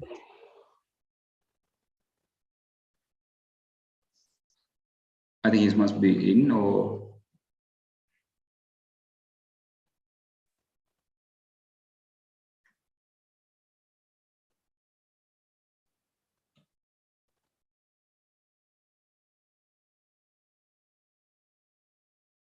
Mr. Kapila, can you please make co-host, Mr. Chature?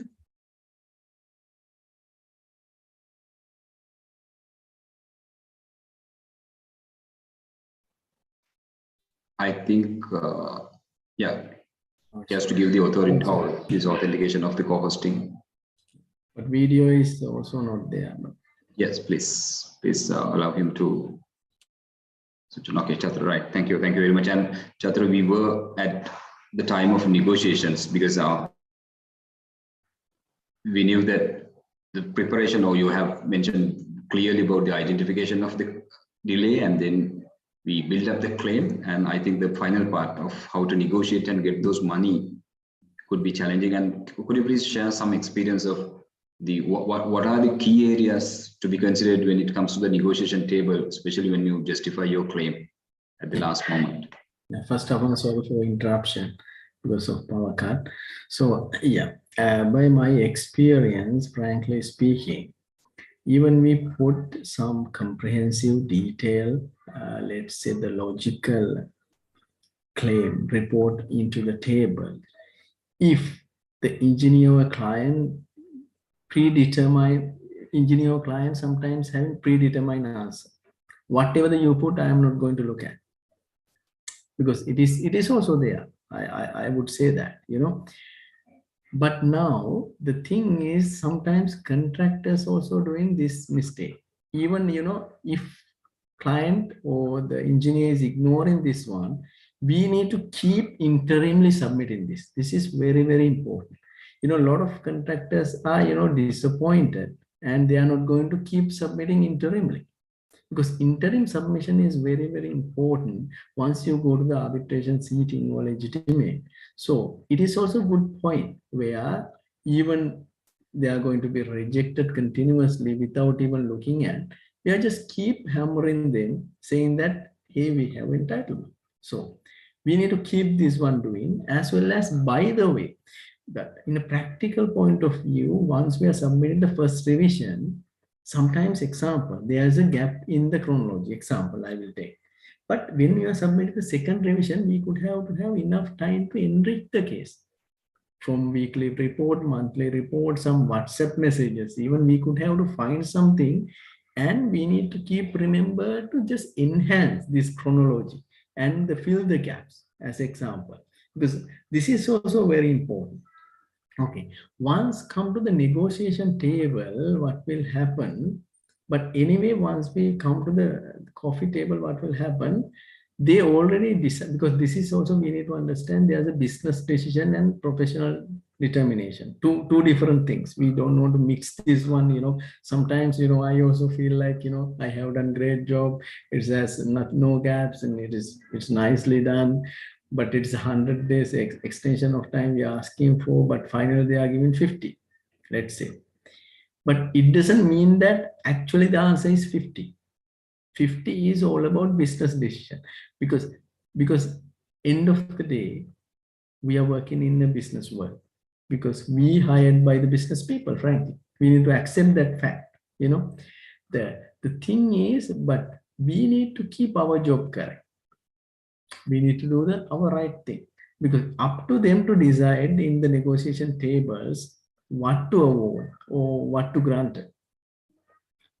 Doesn't make, you know, don't take it as a discouragement. Like a discouragement එකක් විදියට ගන්න නැතුව අපි හිතන්න ඕනේ අතරම අපේ part එක අපි හරියට කරාද කියන එක දැන්. තව එකක් තමයි negotiation table ගියාම දැන් ගොඩක් වෙලාවට අපි තව මම feel කරපු එකක් තමයි sometimes from the engineers of, because I always talk about contract from contractors point of view ඒක තමයි. එතකොට අපි සමහර වෙලාවට ගියාම මේ forum එකේ ඉන්න කට්ටිය right person ලා නෙවෙයි අවිල්ලා තියෙන්නේ. මේක කියන්නේ. ඒගොල්ලෝ business side තමයි එන්නේ. එතකොට ප්‍රශ්නේ තියෙන්නේ අපි කියන මොකක්වත් තේරෙන්නේ නැහැ. ඔන්න ඕකත් challenge එකක්. ඒක ඒ පැත්තෙන් අපිට claim specialist ලා හරි delay analysis හරි දන්න කෙනෙක් එපයි මේ meeting එකට එවන්න. අන්න එතනදී ඇත්තටම අපේ contractor පැත්තෙන් වගකීමක් තියෙනවා. We need to invite for the people who's in charge in a particular specified knowledge area. අපි සමහර වෙලාවට meeting වලට ගිහිල්ලා negotiation table ගිහිල්ලා presentation එක කරන්න වෙනවනේ. කරනකොට ඒ කියන එතන ඉන්නේ ඇත්තටම business people ලා තමයි ඇවිල්ලා. ඒගොල්ලන්ට තේරෙන්නේ නැහැ sometimes. ඒක අපි කලින් දන්නෙත් නැහැ යනකොට. මට එහෙම වෙලා තියෙනවා. ඒක කලින් අපිට කියන්න ඕනේ එක්ක business people එනවනේ we will prepare. We will make a small presentation. No need to have a comprehensive one. ඒක යාට 2 slides තිබ්බනම් ඇති. extension එක කීයද, cost එක කීයද නේ යාට ඕන. ඒක අර audience එක අඳුරගන්න නැතුව ගිහිල්ලා මට personally ප්‍රශ්න වෙලා තියෙනවා. ඒකත් හොඳ ඇත්තටම experience එක share කරන්න. මොකද මම ඊට පස්සේ දැන් audience එක කවුද කියලා තමයි අහන්නේ මුලින්ම. First who will come to listen us. If there is a person who can understand the claim jargons, okay, we need to give some sort of essence to him to convince. That's a very good outcome altogether, like to understand the audience and to whom you are talking to. Yeah. That could be very important. Yeah, thank you Chatura. And I would like to know something about, because I could remember there were some events called neutral events. Yeah. Because what we know is generally we are given the time, then the cost. So can you please elaborate a little bit about the neutral events? Yeah. Normally, these exceptionally adverse climatic conditions is called actually neutral events. It has been given generally the time only. The cost is not going to be entitled by the contractor for that case. The fundamental logic behind that one is like again D, 8.4D, if you go to that one, epidemic is, let's say, the COVID situation. It is also, it's like that, we need to go to the common sense approach. Example now, exceptionally adverse climatic conditions. Nobody has governed that one because God has given the more rain. The engineer is also not responsible. He is not going to be expected as such rain in that particular time. එතකොට ඒකෙදි වෙන්නේ අතනම දෙපැත්තම supper වෙලා තියෙනවා. දෙපැත්තටම unexpected event එකක් වෙලා තියෙනවා. ඉතින් ඒ විදිහේ වෙලාවකදී time එක දෙන එක තමයි most ඇත්තටම දැන් ඔක law එකක් තියෙනවා, humanity, ඔක තියෙනවනේ kindness, හැමදේම තියෙනවනේ. දැන් අපි ඇත්තටම ගත්තම contract එක sign කරාට මේ හැමදේම එකතු වෙච්ච දෙයක් නේ contract එකක් කියන්නේ. So that's why the naturally people decide that it is if it is the exceptional adverse climatic conditions, yes, we will give time only. There was a question about this prolongation cost. The same question, I think the same context and the same phenomena behind it. Like in past pandemic stage, if the contractor has entitlement, whether the contractor has the entitlement of prolongation cost claims, but I think the cost has to be removed where only they can claim the time. So without penalties, they can continue and finish it, but there won't be a cost claim as per your explanation, I believe. Is it Because the case? Actually, normally in general context, client also not expect the COVID, correct? Yeah. He also suffers because he could not finish this hotel project to give key to their customers. ඒකත් supper වෙලා තියෙනවා. එයාත් unexpected විදිහට supper වෙලා මාත් supper වෙලා. එතකොට ඒක ගත්තාම අර general humanity context එකේ සහ අපි common sense approach එකේ it is not fair to ask the cost. දැන් සමහර දැන් ඇත්තටම we also waiting to see some legitimate outcomes. A lot of people, some people go to the courts, and still I'm reading actually in some countries, what is happening in the COVID, and still this one is developing after maybe, let's say, still some COVID consequences are there. Some, the lonely diet, sometimes it is still there. Yeah, that's why we cannot give some, because we need to depend on some, court cases, and, hopefully it will, but generally this is the idea. Okay, and there were some questions about this case by case analysis, like, because a delay has to be analyzed case by case. So each case you have to build up a cost proposal as well. So finally, we will end up, my understanding, at the end of the contract, or as you mentioned at the interim stage, you will end up a few claims, maybe 10, 15 claims by each case by case.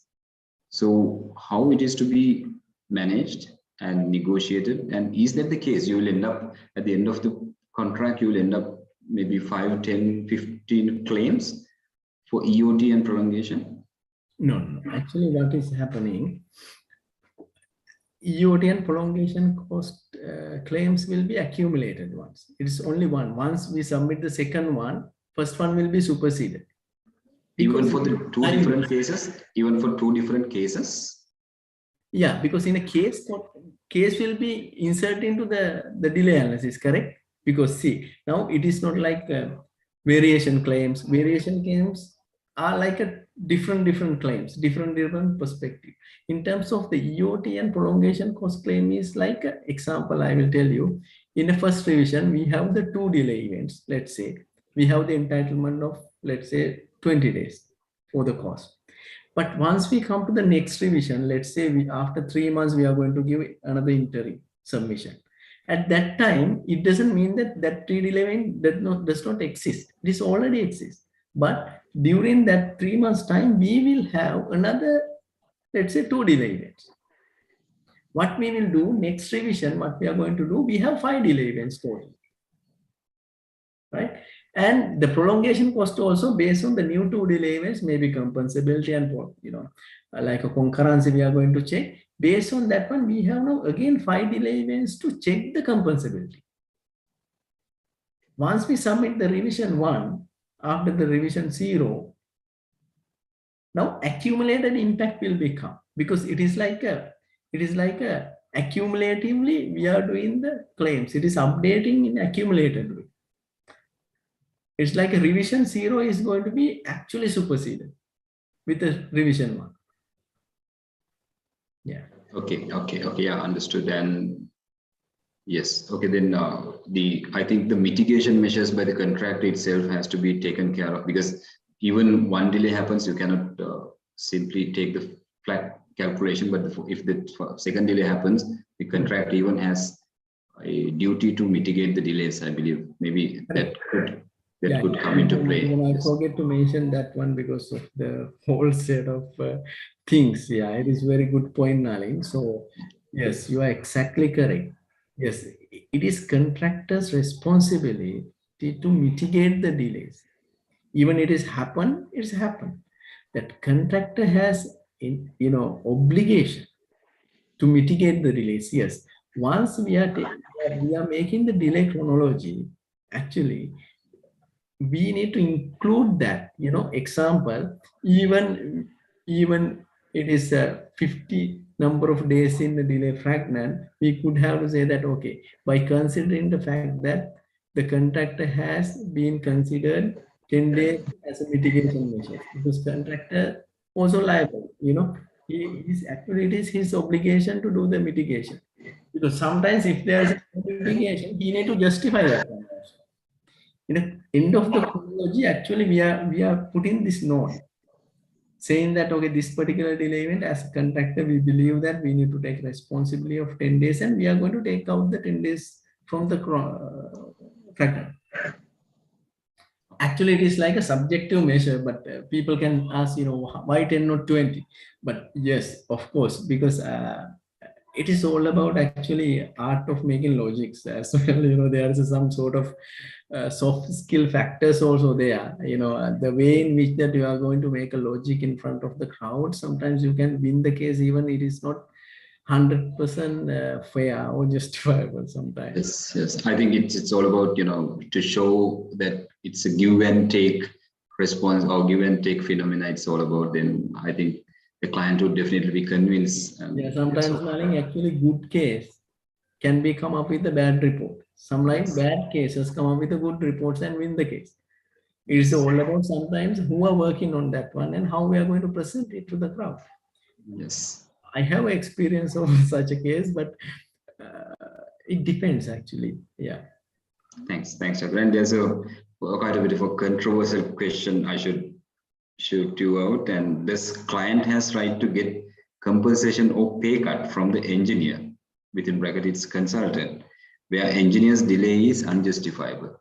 So if delay happens, then client is going to deduct it from, maybe it's what's your point of view? Then I will share my thoughts. To answer this question, actually, normally we are always talking about there's a contract between employer and contractor, because we are specialized. We are talking about this, FIDIC, red book, everything in between employer and contractor. But this one should be governed by the contract between employer and engineer. Correct? Because because actually it is also, sometimes the design consultant, example, is not engineer, what I'm saying. For the design consultants also, there's a program. Correct? In a design consultants also, there's a prolongation cost. But unfortunately, for the engineer, he has no programs, like he need to do ad hoc works, which is obligated and provided by engineer him to perform. ඒක වෙලා තියෙන්නේ දැන් අතන අපිට programme එකක් නැතුව analysis එකක් කරන්න බෑ. දැන් ඕක ඇත්තටම යන cost claim පැත්තට. දැන් මේ prolongation cost claim extension of time claim කියන එකට ඕක attach කරගන්න අමාරුයි. මොකද අපිට engineer ගමන් කරන්න ප්‍රෝග්‍රෑම් එකක් නැහැ නේද? දැන් ඔය කතාව යන්නේ ඇත්තටම ඕක cost claim පැත්තට තමයි යන්නේ. මේ claim පැත්තට නෙවෙයි. Yes, so it's altogether completely two different contracts. So that the contract between the contractor and the client is different, and the consultant and the client is different. So contractually, it has to be managed within the case raised by either parties. Yeah. Okay. And the condition of contract between engineer, because it is not what we are talking here in this context. Yes. So the client can simply show off that contractors has made a claim, so that he can use the other contract to not to penalize, but at least to claim something back. That's why this professional indemnity insurances came to the place. You remember, there's a because once you are having this design consultant, sometimes engineers also there is something called the indemnity insurance. You need to furnish and give to the employee, because if something happened in terms of the negligence in the professionalism, so there's a way and remedy for the employer to claim that. That's the basic understanding about the indemnity professional insurance. I personally thought that it's the PI's professional indemnity is all about the design failures and the other failures of any repercussions to be claimed through. Even the financial losses can be maybe the amount of could be claimed. And Chatru, that the graph you have mentioned something which is quite like a normal distribution, and there were certain terms that there's a question from Kasun. The T pro, like you have mentioned about the time for the prolongation, and the T EOT, the time at the extension of time at the far edge of the curve. So if the case is true, then the contractor can claim both T pro and T EOT. He talked about, I think the time is TOT, but the cost incurred at the T pro and the T EOT. But my question again, that was Kasun's question, and my question, to be fair enough, I feel that the T pro, the actual prolongation time, the cost for the time, that amount has to be reduced from the TEOT. Then the net amount is a claimable amount. Is that the case, or both can be claimed, or the net value has to be claimed? So what's your idea? Your argument was that T-Pro is the place where we have to make the claim. Yeah. We can start from there. Yes. Yeah. Actually, both we cannot claim. The answer to first question, the both cannot be claimed because the prolongation cost is all about. Can we go to the graph if you wouldn't mind? Can we go to the graph? Sorry, maybe I'm disturbing a lot. Sure. And those are the only questions. And if, ladies and gentlemen, in the audience, if you have any questions, you can raise your hand. And Sanjay and the organizing committee, can we give opportunities for the audience to raise their hands and ask any question? We can take 2-3 questions. Whiteboard for that, I think you have to go for screen sharing, the advanced sharing. You have to go to screen share, and there's a tab of advanced sharing. Sanjay, is that the way it has to be? If Chatru needs a whiteboard to mark, it has to go through share and the advanced sharing. There's another tab. Yeah, you can share. There's a whiteboard. When we are going to share, in same tab, screen, whiteboard, you can see whiteboard. Chatru. There's a whiteboard. Okay. Right. Is it okay now? Yeah. Please go ahead. I can draw like nicely. Then make a prolongation cost.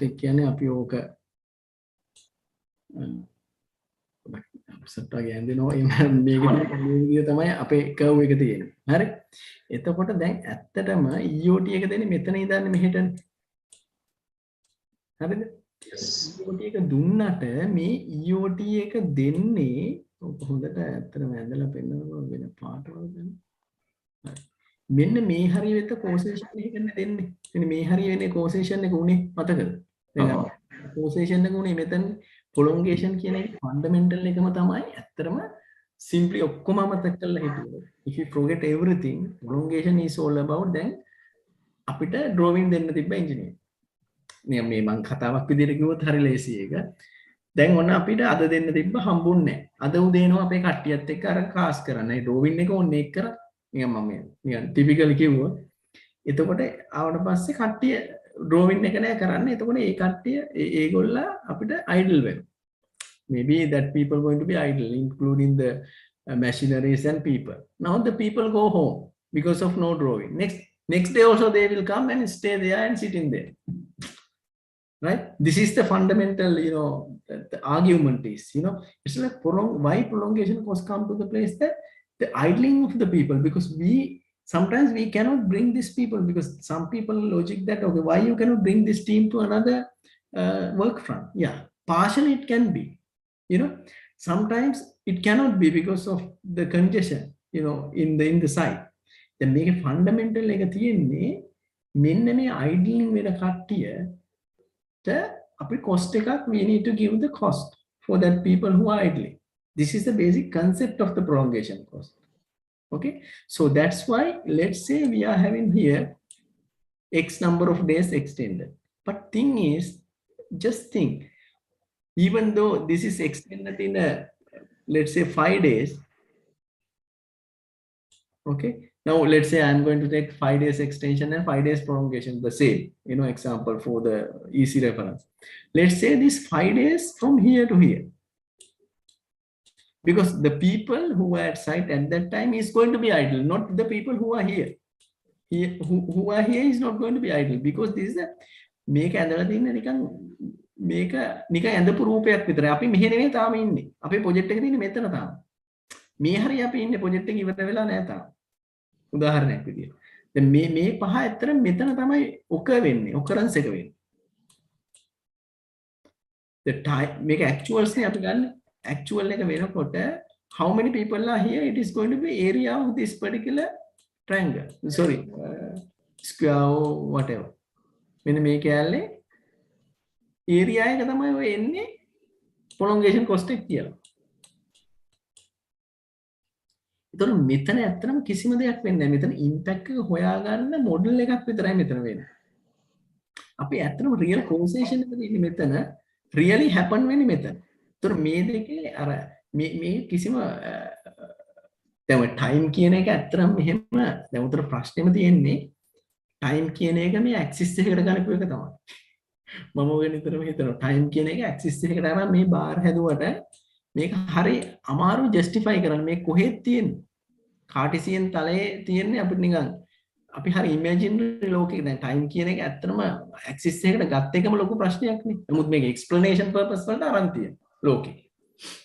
ඒකට ඒක ගන්න නැතුව explain කරන්න බෑනේ මොකද අපි වෙන angle එකකට හිතන්න බැරි හින්දා. ඒකට මේකේ අර ඒ point එක හින්දා තමයි ওই විදිහ අර පොඩක් අර confusion complications එන්නේ. අපි හිතුවොත් මේක ඇත්තටම මෙතන තමයි happen වෙන්නේ. නමුත් ඇත්තටම මිනිස්සු idle වෙන්නේ මෙතන. ඒකින්ද මේක තමයි නලින් අපිට ගන්න ඕන.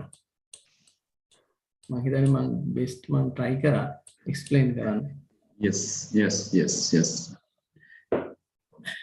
Thanks, Chatur. And Sanjay, we have a hand raised. I know, Mr. Nari, only one. We have Sanjay, another Sanjay. Okay, we have another Sanjay's hand raised. Shall we give him an opportunity as the last question? Yeah, sure. You can ask Sanjay, him. you can ask the question now.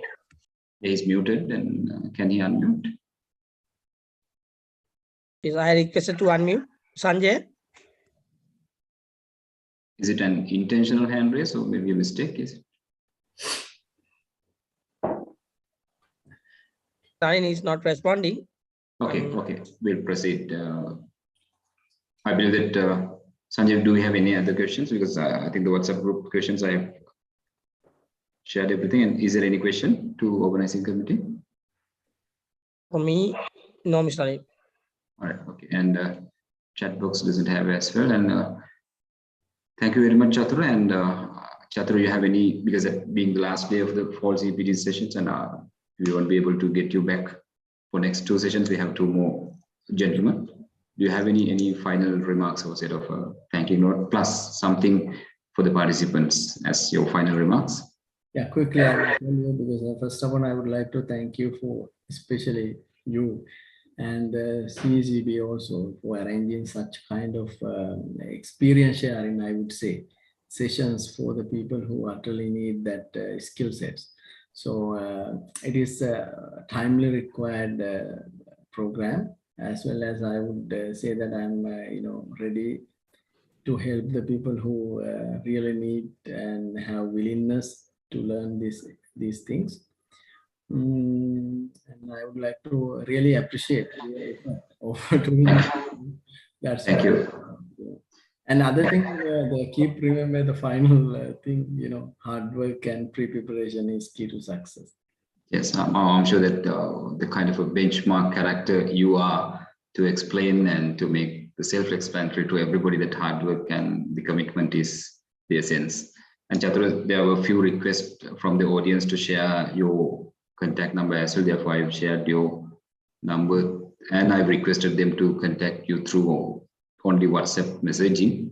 And please, if you have any person to contact, I think what we recommend is to contact all resource personnel through WhatsApp contacts. And DC Hettiarachi, we have a hand raise. Is it again intentional or? Yeah, Mr. Nari, I requested one minute. Yeah, I'm sorry for asking this question at the last moment. Shall I ask it like this? Let's say there is an delay due to same example as Chatur taken, a delay in submission of the drawings by the engineer. In that case, if there is another activity that can be suggested to do by the contractor, let's say there is no correlation between this activity related to the delay in the drawings, and if we have another second activity, can the engineer instruct or maybe propose to the contractor to carry out the next second item? In that case, the contractor, what is the obligation of the contractor? Can he say no for such event? You mean that it's like everybody knows now there is a delay in drawing, let's say example. Yeah. Now the engineer is instructing you to do the another additional work. Another activity in same contract, but there is no correlated activity until to catch up this delay. Can the engineer instruct or propose it? And if so, can contractor say no for that kind of activity? Yeah, this is called actually, this is like what I feel from your query is like, yes, engineer can ask to accelerate the programs. It's called acceleration claim actually. If engineer asks to accelerate some sort of activities or set of activities, yes, contractor has entitlement for claim the acceleration claim. Again, it is they can ask to accelerate, but I didn't get your point in terms of the adding activity. Activity means adding this, because contractor cannot add the activity. Contractor can add the instruct to do the different scope of work. Correct? Adding activity, not activity. Scope of works can be instructed him to do. But in terms of the adding activity, I think there is I just a little bit confused. But in terms of accelerating the program, if engineer has instructed, actually contractor has entitlement for the acceleration claim to us.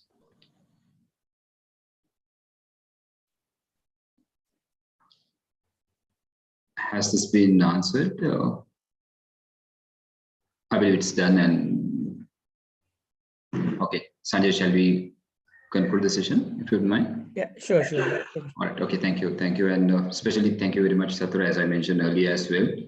I know you're a very, very busy person and you are working most of these foreign projects, and we have, I'm sure we have consumed a lot of dollar hours of yourself. Therefore, I highly apologize and thank you very much for your commitment. And we, again, while thanking you, we highly appreciate that your commitment, at the same time, your selfless, say, acceptance of reaching to us, at the same time to groom our own professionals. So thank you very much. On behalf of CCB, I would like to thank you as well as the whole audience. And especially I would like to mention a few names as always. Chandana, especially Engineer Chandana and Sarasi from the training division. And Chandana is the head of trainings.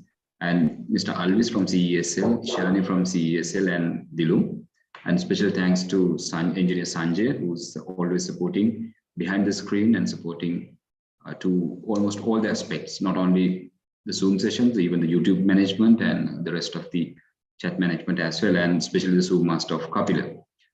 Ladies and gentlemen, we are now done with 6 sessions and we have 2 more sessions to complete the whole CPD program. And I'm sure that we are getting something and some very important things from on daily basis. At the same time, I cannot simply say that we are taking everything or we are learning everything from this very small session. So what our objective is to guide, at the same time show and open your eyes to the horizon where we can go.